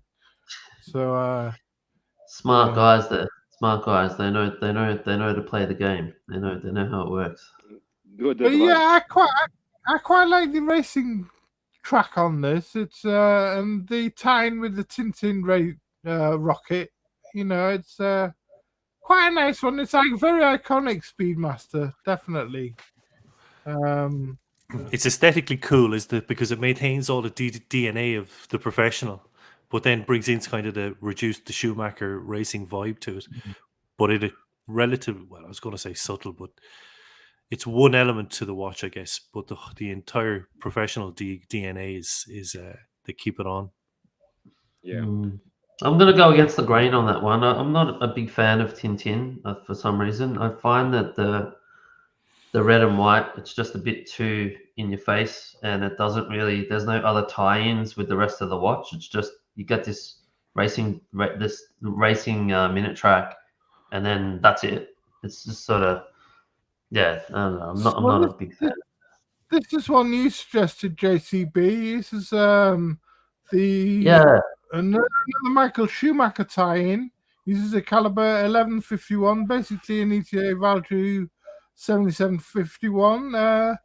Was a Schumacher marketing model. This is a brand ambassador in the mid-90s. This is a triple date chronograph with the day and month apertures at 12 o'clock subdial. and the day around the dial indicated in the yellow airplane pointer hand. The chronograph hand is red, and the subdial at 9 o'clock has running seconds and a day-night hand on a 12-hour scale with a vertical line distinguishing the AM and PM. It comes on a bracelet, but here it's on a strap. Has tritium loom between 2,500 and 3,500 pounds on Chrono 24. So yeah, so this one's called the Mark 40, and it's a full calendar watch, with the chronograph as well. So I just think, and obviously look at the colors and the sort of playful, very fun watch, super different. Obviously, it's nothing like your regular moon watch. It's just a totally different piece. But it comes in the general Speedmaster case with the bezel and so on. So it's obviously in the family. And this one was famously the watch that got Ben Clymer into watches, because Ben Clymer's grandfather had this watch and gave it to him. And this is what kicked off, Ben Clymer's passion for watches. If it wasn't for this, we wouldn't have, Hodinkee. Maybe that's a bad thing, actually. Maybe that. I was just gonna argue. Yeah, who knows if that's a good thing or a bad thing? Well, but you get my point though. Like it's just a fun, cool watch. It's an interesting piece. He actually reissued it, and they made a reissue of this watch as well. So there's a modern version of this floating around somewhere. So yeah, I just think it's a different sort of piece. It's funky. It just gives me those 70s sort of even like the Tag Heuer Skipper sort of vibes, that that sort of color, that playfulness, and it's not a serious watch like the Speedmaster Moon watch is a very serious tool watch, and this one here is just really fun, and it's just a whole different vibe going on. That's why I thought this one was one to look at. It's fun. I love that, JCB. It's fun, and there's a lot of color to it, but all the colors play their part. It's not disjointed in any way. It actually kind of comes together. Like you've got the day and the night of the it does, doesn't it? Yeah. And the calendar. What did you call it? The Type 40? The Mark 40 or MK, Mark 40 they call it. Yeah. Tom and I are on a forum, the Dublin Watch Group. There was a time when members of that were going crazy for this watch, Tom. I'm a huge fan of Arabic numerals. Maybe it's because I wear glasses and they're more legible, but that to me is fabulous with the calendar. Is there a GMT element to that as well? No. It's made from 1996 to 2009, this one, I think. Oh, sorry. The plain type hand is a pointer date. Pointing to the date. That's for the pointer date. Yeah. This one has Lemania. Yeah. This one has a Lemania movement, right? I'm not sure, Abdul, what the movement is in this one. Valtru 7750 51 caliber, basically. Okay. Because I usually see the hands with the plane on them, and I connect them directly with the Lemania movement. That's why. But really nice, and I really like that the poster that you showed was Michael Schumacher even before the Ferrari time. So Benetton. So I think also the colors play very well with his colors back then, the yellow and everything. Yeah, so the really yellow nice and the blue. Exactly. That's right. They're Benetton colors. Yeah, there you go. And the other reason I want to bring it up is because these are actually pretty cheap. They're not very loved, so you can find these for some good prices on the used market. So if you're into it, have a look. I would. I have to go now as well. I'll open up a chrono tab here at the same time. Yeah. Yes, really funky one. That one. I mean, the later version. Great pick, was JCB. And like foreign. Yeah, cheers, man. The later version was basically this one, a very similar layout to the Mark IV. To be using the Omega 3600 off-winding movement. This is a Speedmaster day date from 2008 to 2013, and it's a 40mm case, sapphire crystal steel bezel, and I think super luminova on this one. But I prefer the Mark 40 this one. It's doing the same things as the Mark 40, but in a boring case, really. Yeah. Look how serious and boring it is, you know. That's like, it loses all its. The other one is like a tarted up one of these, slap a load of makeup on, but it's this is like the tax accountant version of the other one. This is too busy. There's too much text in it.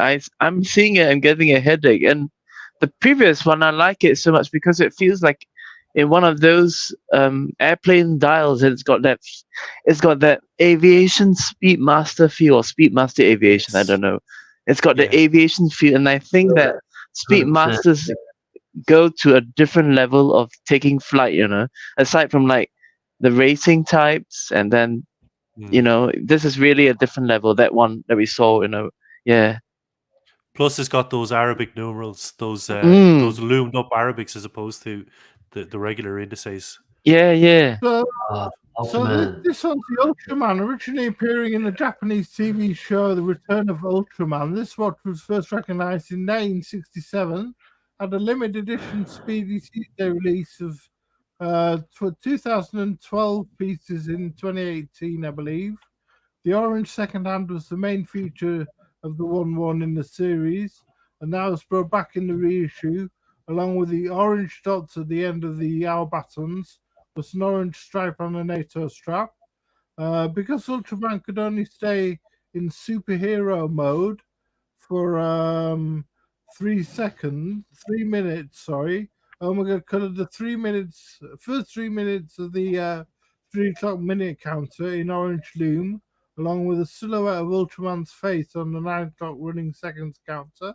I think these only appear if you use a UV light, and it uses the 1861 caliber. Price on the website says it retailed for £6,600, but are now selling for $10,000 to $13,000 on Chrono 24. So a lot of money. I absolutely love this watch. You were lucky to get one. I know nothing about Ultraman. I know nothing about Japanese TV or pop culture. Absolutely zero.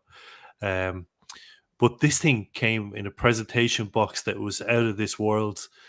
Plus, it had a pen that you could. One side of it was used to adjust or to take out the spring bars, and the other side was a UV light, which was the only way to see the Ultraman silhouette on the sundial. So but a really cool looking watch as well. The orange accents and a huge amount of detail, but very subtle, as Mason said about the Tintin. Not over branded like say the 007 or something like that. It was a real subtle nod to that presentation box. It's just so cool. And it's like a Doctor Who. It's a nod to whatever vehicles or receptacles they were using in the show. But a really, really cool watch. And that's without knowing anything about the inspiration behind it. Yep. It's one of my favorite Speedies, actually. This one. Absolutely love it. Just the colors. Popular one. So good. So good. That's why they're so expensive. I mean, everyone loves them, you know. They just look how they've done the colors.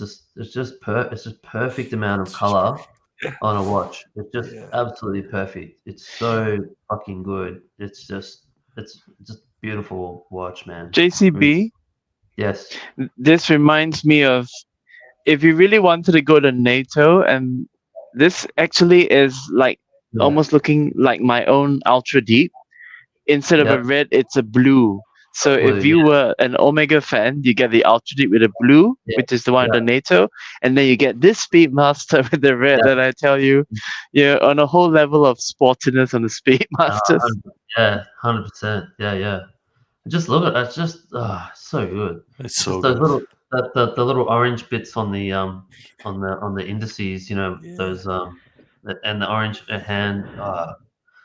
It just works, man. It's just like this is a design masterclass. This watch, just not too much color, perfect amount of pop here and there. They just nailed it, man. It's And like amazing. the thing that Tom referred to in his introduction is 3 minutes of red on the 3 o'clock subdial, because he could only be Ultraman for 3 minutes. Like, if you don't know that, it's still a cool watch.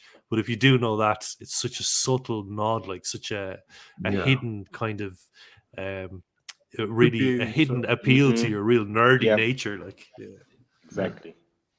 Yeah, if you're a Ultraman fan, that's the watch to get. Yeah, there is no other watch for you.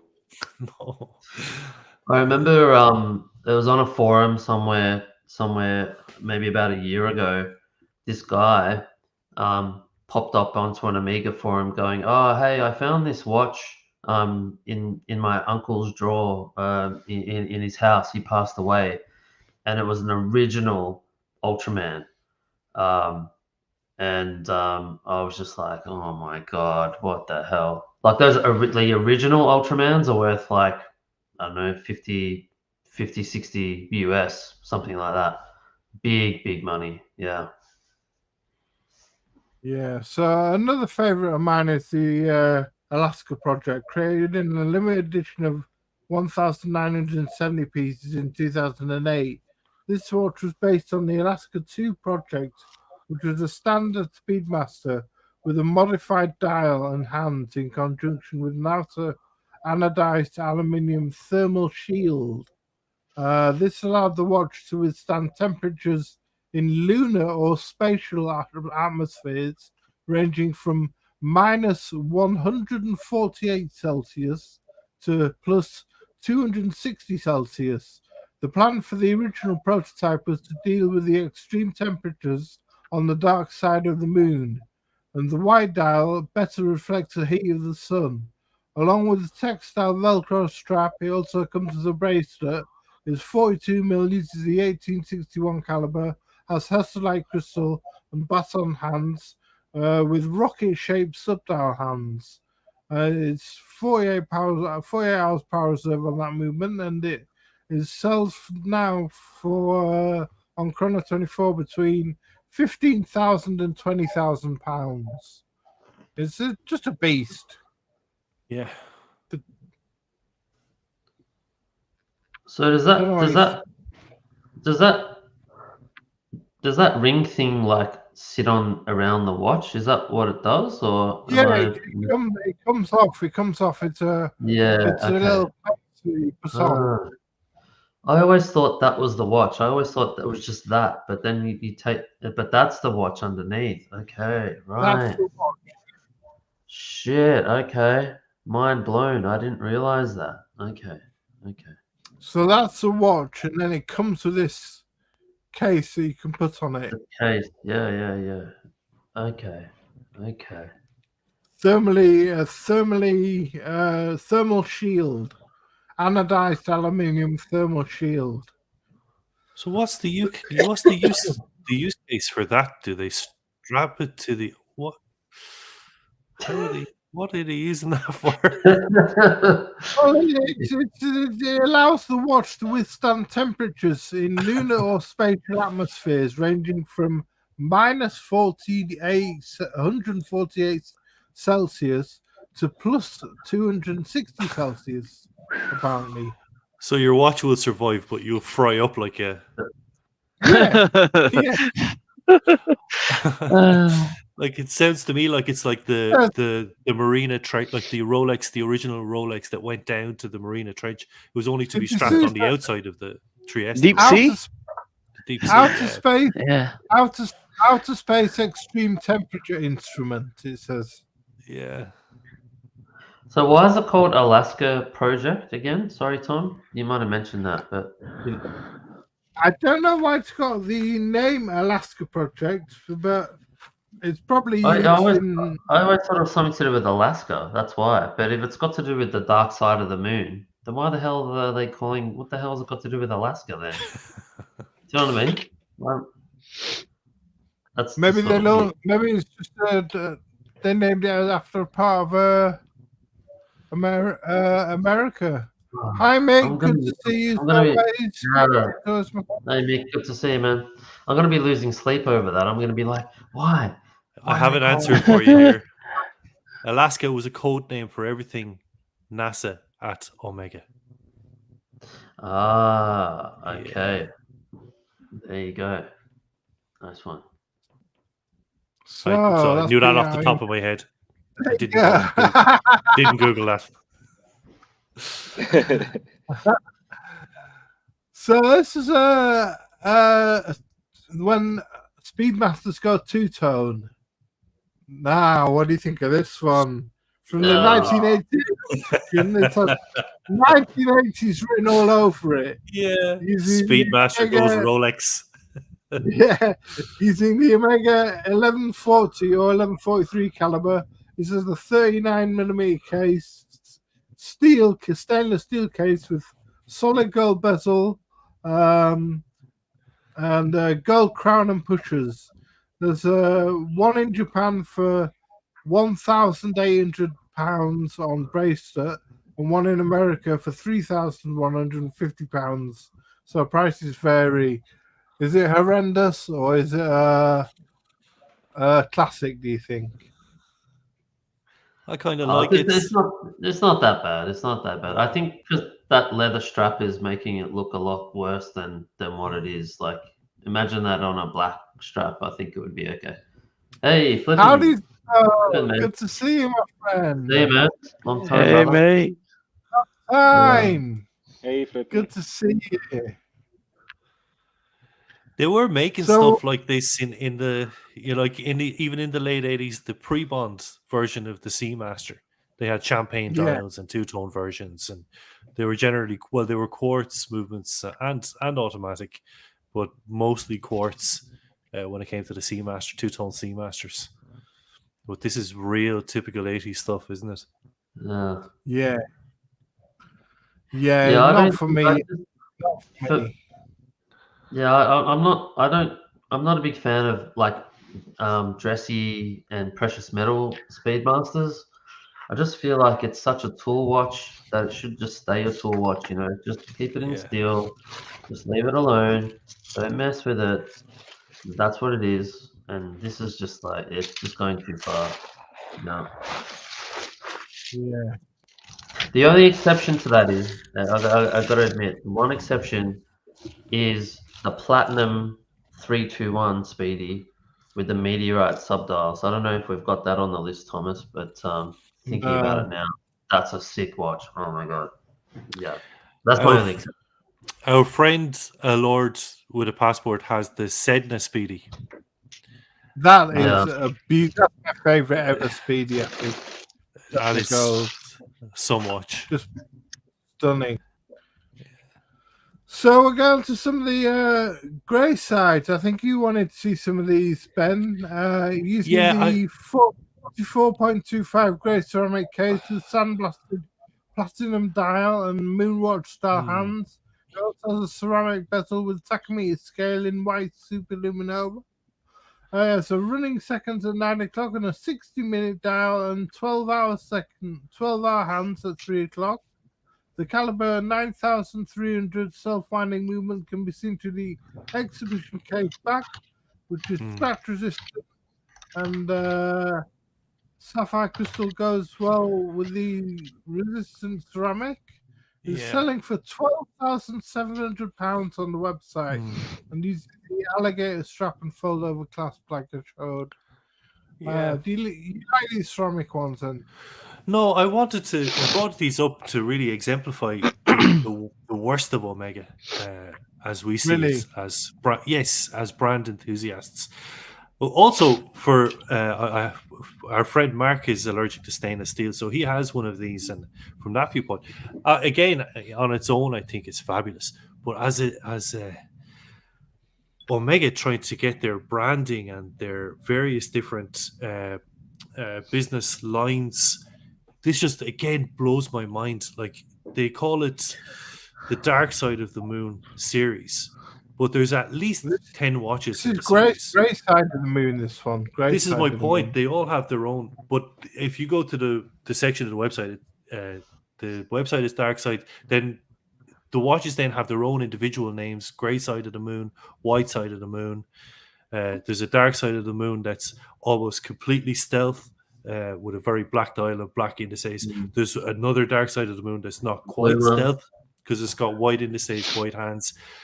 There's 9 of these, like, and we've already, I don't know how many species we've looked at in this stream alone, but like, Speedmaster is not like Daytona. You can think of Daytona, you know exactly what you're getting, and then you think of your precious metal models, the green dial, yellow gold, the sky blue dial, platinum.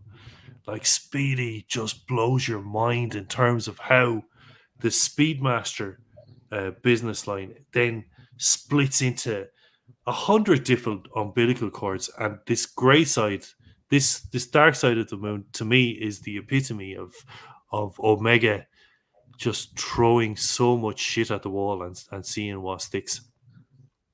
Yeah, I mean, we've got another great side of the moon here with a meteorite dial. They put 18 karat gold, gold hands, and silicon nitride inlay rings, and a piece of acid etched meteorite stone on the dial. And again, it's churning out. This is 15,700 pounds on the website. And as you say, again, it's churning out more and more different styles of ceramic watch. It's one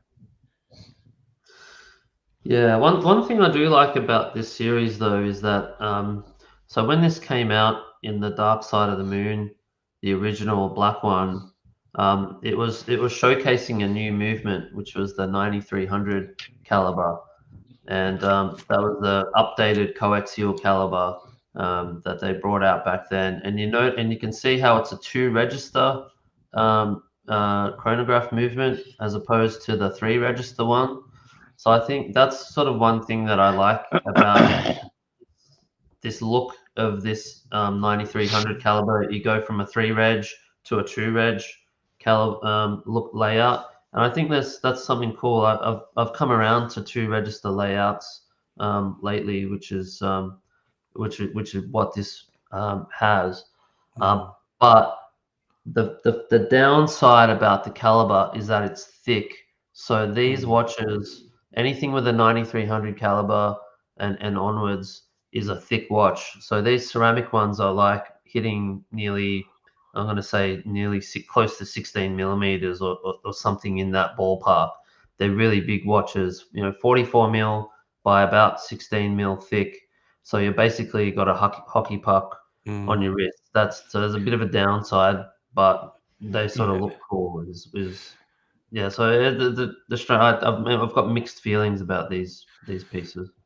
Yeah, they are a big watch, all right. Yeah, good morning, Patek Philippe. Good to see you. Hope you're doing well. Patek Philippe. That's a great username, Patek Philippe. I love that. just to go through more of these dark side and grey sides. I mean, this is the accomplishments of the Apollo 8 astronauts inspired the all-black ceramic dark side of the moon by the mystique of the Earth's night light and the ever-changing yet constant. Omega does great, Seiko. Yeah, it confirms your point, Ben, again. It just confirms it. They take every moment of everything that they can make a limited edition of, and they make a limited edition of, and see if it will sell. And if you're an Omega fan, I wouldn't like this, to be honest. So they say that spurred on the creation of this dark side of the moon, vintage black Omega, they say, with brown vintage loomed indices and hands, and comes brushed ceramic bezel, comes on a brown leather strap, and uses the same movement. £12,100 on the Omega website. This is probably my favorite out of the lot, to be honest with you, because I'm a bit of a all black, and I like Focusina. But I don't know what the rest of you think. Again, without meaning to sound like a broken record, I think as a piece on its own, it's very, very cool. And I love the Speedy 57 range as well, in terms of what JCP was talking about, a Bicompact's layout. It's just how different they are from. I know we bring this up all the time, but like the most successful brand in terms of Rolex, in how they have such a watertight range of watches effectively. Whereas you just like you hear is Eichelman, he's the guy at Omega, isn't he? He's the CEO. He talks about 3 lines of watches: Speedmaster, Seamaster, and what's their dress watch? What's the Omega dress watch? Constellation? Aquaterra. DeVille, I Aquaterra? think. Is it DeVille? DeVille. DeVille. Yeah, but as you start to, get into as you start to dissect each of those lines, it just branches out in a million different ways, and it just doesn't do them any favors. Yeah, I think you're right. I mean, this is the latest release that they brought out, the Dark Side of the Moon Apollo 8, which is a Speedy's original history aboard the Apollo 8 mission, is celebrated with the blackened movement, which is laser eyeballed onto the main plate and bridge to represent the moon's surface. And the running second style is a 9 o'clock engineer, grade 5 titanium second hand, shaped like the Saturn V project. There's laser turned and varnished white, then laser blackened. On the case back is the Apollo 8, December 1968, Dark Side of the Moon, and we'll see you on the other side. That's what they're writing on the back. But it's this is £13,500. It's like, and is that little rocket, the rocket second hand? Is that really worth all that money? Is it too gimmicky? Is it Omega getting too gimmicky? Do you think, or is it? Is it really? Cool. That's cool. Come on. I don't think it's look the money's expensive, but come on, look at the whole watch. Like the whole watch is gimmicky. Like, do you know what I mean? So a little rocket in the context of all of that stuff that's going on. I actually reckon it's pretty cool, to be honest with you. I like this watch. I reckon it's cool. The problem is just the price. It's just way expensive. Exactly. I think it's worth what you're willing to pay. Like if they made it 100 pieces, and they know they have 100 collectors that are crazy enough to put that money in such a watch, just because of the small touches of this moon stuff. If you're a moon freak and you want to collect everything with the moon related stuff, other than that, I feel like Omega is already going into gimmicky stuff, Tom, like you were saying. Like they made this they participated in the Swatch Speedmaster release. Like they already started with this exactly. So being gimmicky is just what they're trying to do to sell more watches now. So we'll just have to accept it and see if it works for them. Yeah. You think it's going a bit too far, Tom? I do really. I think it's like they've run out of ideas. They've developed the Dark Side of the Moon line, and they're just grasping at straws to sort of like, I don't know. It's just, I mean, this next watch was a watch. This is a real watch.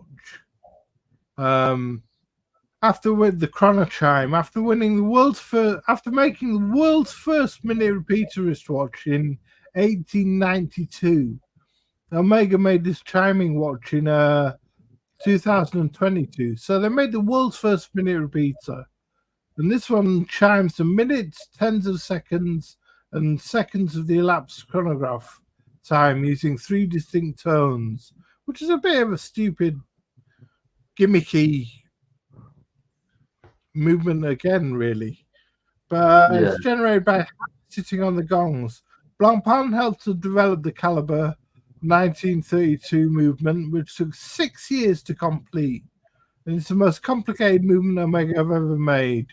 45 millimeters, 18 karat setting gold case with blue aventurine dial, only 5 made. And this is $450,000, which is ridiculous. You know, It's a split absolutely. second too, isn't it, Thomas? It's a split. I'm It's not too sure. yeah, it is. Yeah, it's a retropant as well. That's why it's so Right. expensive.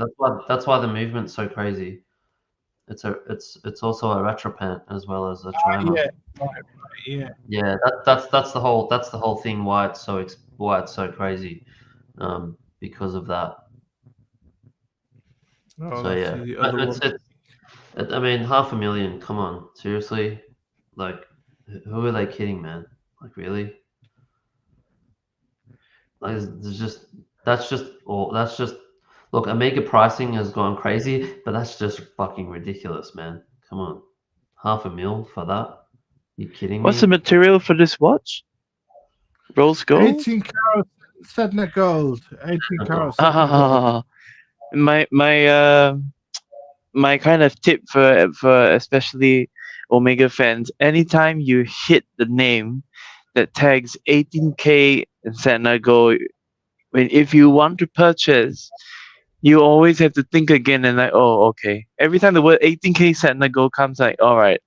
Because similarly, I am a big fan of the Plurplof, and when just off the Speedmaster line, but there's also a Plurplof that's 18K Sedna gold. Now, when I heard them, I was like, I like the Plurplof. I was like, oh my god, the pricing for Sedna gold. Oh, so yeah, it's a headache on the prices. Yeah. I wonder how much the secondary price is, though. Oh, I don't know. I'd hate to think. I don't think anyone. There is no secondary price because I doubt anyone has even bought one of these yet. You know what I mean? I mean, who the hell would buy this? Exactly. I mean, who would buy it? I just don't. I think someone. You know what, really? I think it's more of a showcase piece, Thomas. That's my belief. It's more of a, okay, this is what we can do. Okay, this is what it's really just, it's an experimental sort of vehicle for them to bring something out, to innovate and to show the market what they're capable of, because the tech is pretty cool. You can't deny that. It's an innovative piece and a very interesting movement. So I think that's more, they did it more as a showcase rather than to actually try and sell.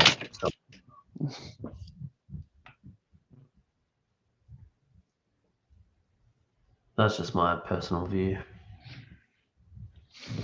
I think it's a beautiful watch. It's can't deny it's a stunning piece, but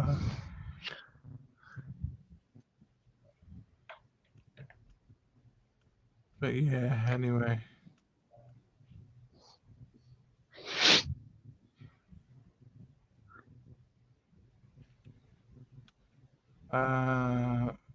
Sorry about this. I'm just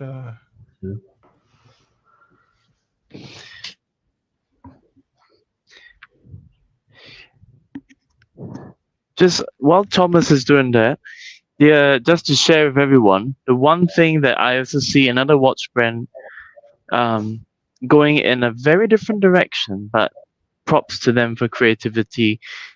This year is also Breitling. I'm not being affiliated with Breitling in any way, just disclaimer.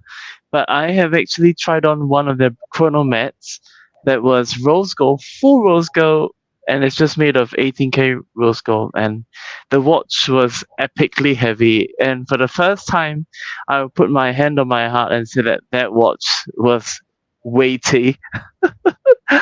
Oh my goodness. Was it the chronomet or the super chronomet? Super chronomet. Super chronomet, full 18K. It was around 61,000, 61 something Singapore dollars. And then I was like, wow, okay. I tried the same watch on maybe 6 months ago. Yeah, it's like a brick, man. It's like, for the first time, I was like, wow, this is really, its presence is there. But it's a brilliant watch, though. If you really can carry it, you'll be rocking it. Yeah. You know what I tried on at the same time was the rose gold chronomat. So not the super chronomat, just the regular chronomat on the rubber strap. So, oh man, that is a cool watch. That is a fucking cool watch, man. JCB, you're right. I was actually very close to thinking about purchasing it, but then my essay was like, look, if you want something cool of a chronomat, like the Breitling Super Chronomat, why don't you consider the one with the UTC? So the UTC is the one that's got a little clock at the bracelet, just beneath the main watch, and I was like, yeah, why not? But when I quizzed about how much it was like 13 or 14,000 Singapore dollars, and FYI, I kid you not, they are going to up the price within April. Now, because we in Singapore, our GSC's gone up. The GSC's gone up to 9%, so it's going to kick in end of April. Yeah. 9. We've got 10% here. What were you before that? Oh, we were like 8, and then I know we're making a big fuss over 9% GST. Cry. Why do they make our lives so hard just buying watches? No, crazy. No. So I just wanted to just trying to upsell you though, man. Just get the regular chronomat. You don't need the super chronomat, man. Just the regular one. Yeah. I just posted in the chat the link to Ben's channel, Wonder Watches. And, so people were asking for a link to it earlier on. Yeah, I'll just get the last watch. Just get the last watch out of the way. We'll go from Chrono Chime to Speedy Quartz. Oh yeah, this watch is cool. Yeah. 1970s. This is a 36mm LCD digital display quartz caliber 1620 time, day, and chronograph. Sold for $3,250 in August 2020 at Christie's. This one, and so it just shows you that it's a collectible. You know, it's yeah, it's a funky piece, this one. I often toy with the idea of picking one up, but that quartz, the quartz window, it's just too 80s, man. Like the way that it is on the dial, it just looks too much like one of those 80s watches that you get from a vending machine or something. Yeah, it looks like a modded Casio. You know, like if you have an F120 and you got it mod from AliExpress, and that's how it would look. Yeah. What about the Skywalker, Thomas? The X33. That's the quartz Speedy that you want to look at, right? I reckon that's the. We should look at that one.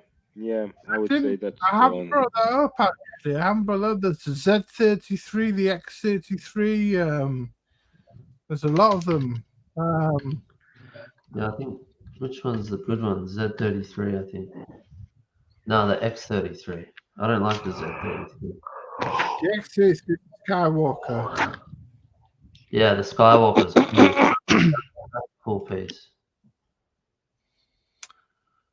But another thing that I just wanted to remind people of is to watch the Swiss and John show tomorrow, and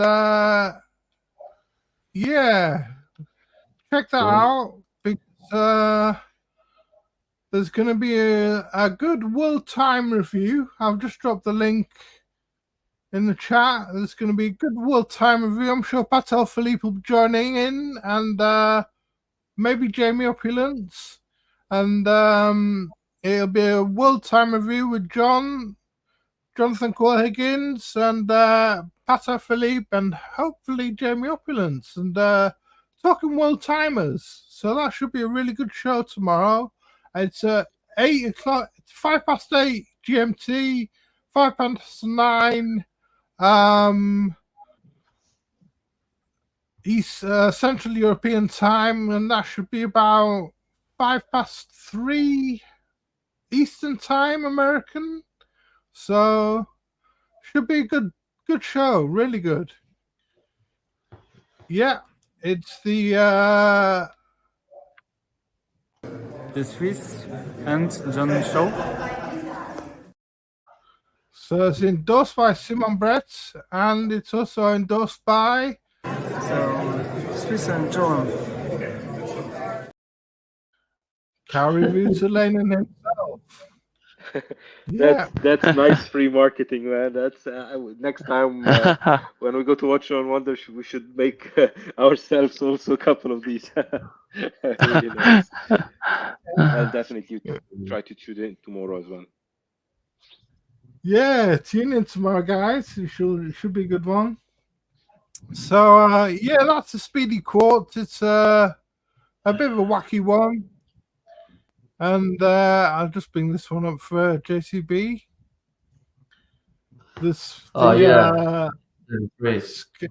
Skywalker is this one.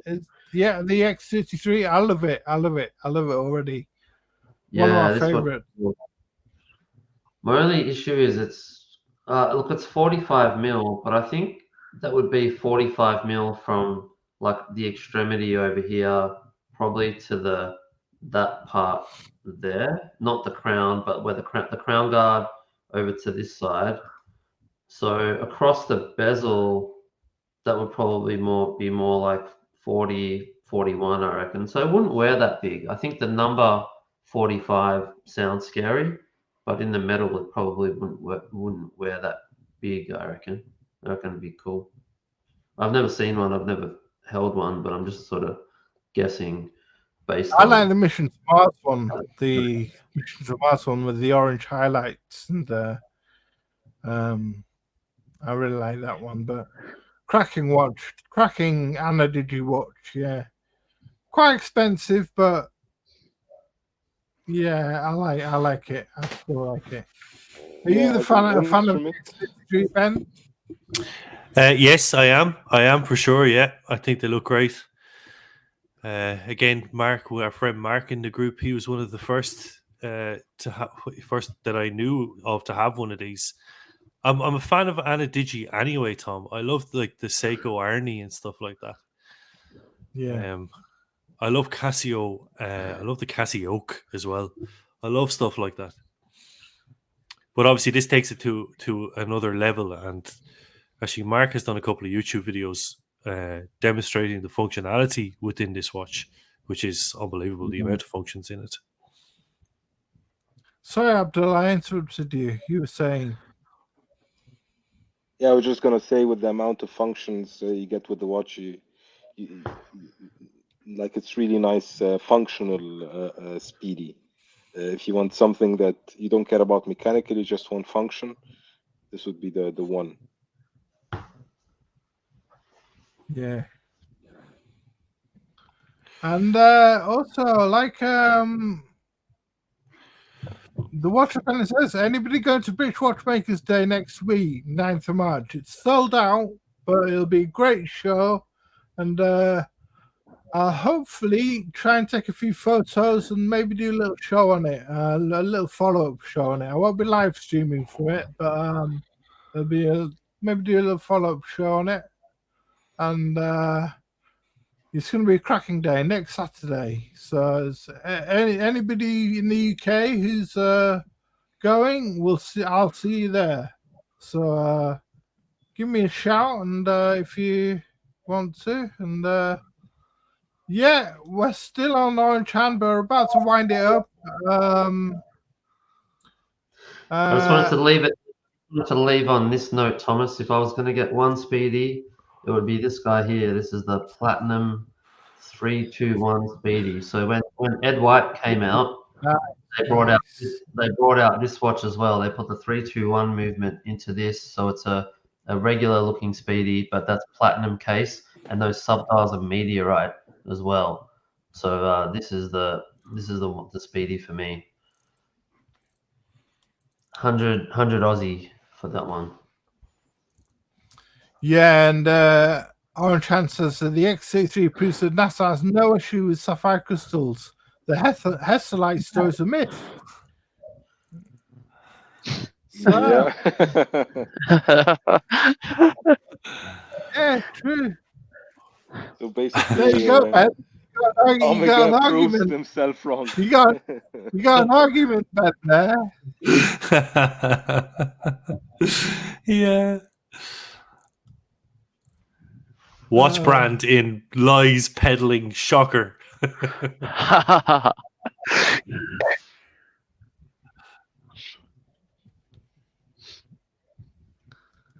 Yeah, I actually, it makes me very appreciative of owning a Speedy.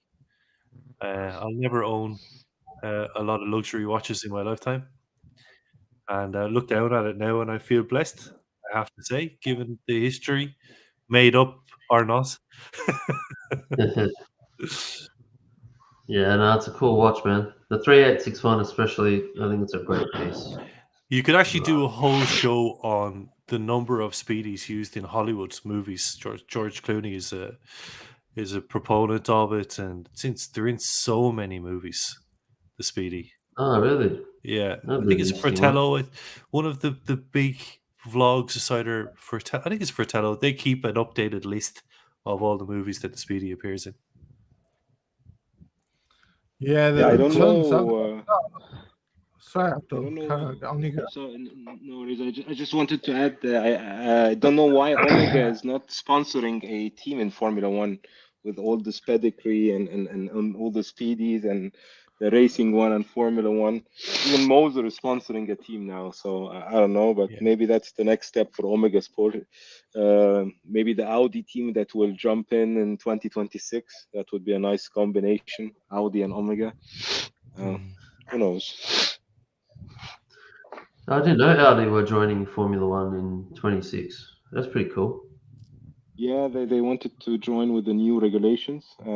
Still, there are some issues that pop up, but until now, they're joining in 2026 as a new constructor. I think even Ford is jumping in, and Cadillac wanted to jump in with Andretti, but they got refused.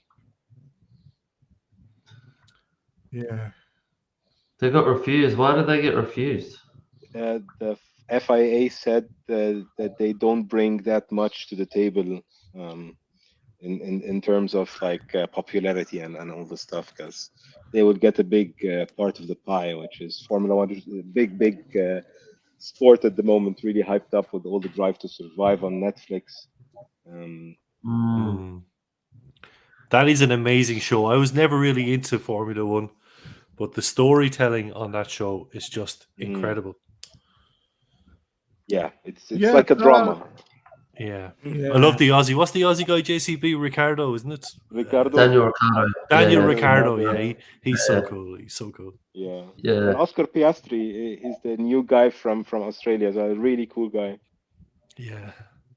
Yeah, he's a young guy. He sort of pushed Ricardo out a little bit. Yeah, he's a prodigy as well. He won his first year in Formula 3 and then his first year in Formula 2 as a rookie. And basically was Alpine's reserve driver, and then made a big move to McLaren, which like shook everybody in the Formula One, and then did great. He had a really good season, like 89 points, and as a rookie, the best second rookie after Hamilton in the past 15 years. I was just thinking about a scene from the show there. There was the French driver. He crashed into the barrier down the middle. The whole thing goes up in a ball of flames. Like the car is like broken in two. And next thing, this guy, it was just, I mean, you couldn't make that stuff up. Talk about Hollywood ending. Next thing, he emerges from the flames. Yeah. Relatively uninjured. He used to drive with his RM. Grosjean. Sorry, Abdul. He used to drive with his Richard Mille. Grosjean. Yeah. So yeah, we got Mr. Right in the chat. thank you, Tim, for keeping up the great work. Yeah, it's everyone on the panel. It's not just myself. There's we couldn't do it without everyone else, and we rely on the chat. We do it for the chat, and we do it for the viewers in the chat. And just drop the link in the chat again for the Swiss and John Show. That's endorsed by Simon. He's like, what the hell is That's so good. That's so good. Endorsed by Simon Brett there, and don't forget to watch that tomorrow. So we're gonna wrap it up, guys, and Later, everyone. Always thanks good for to next see intro. Yeah, you in the chat. So yeah. take care, everyone. Thank you, guys. Thank you, guys. See you guys. Thanks, everybody. That was superb. care. Thank you. Take care. It's been. Yep. We'll see you next time. So take care, guys. Thanks a lot, and give us a thumbs up if you enjoyed the content. And yeah, we'll see you next time.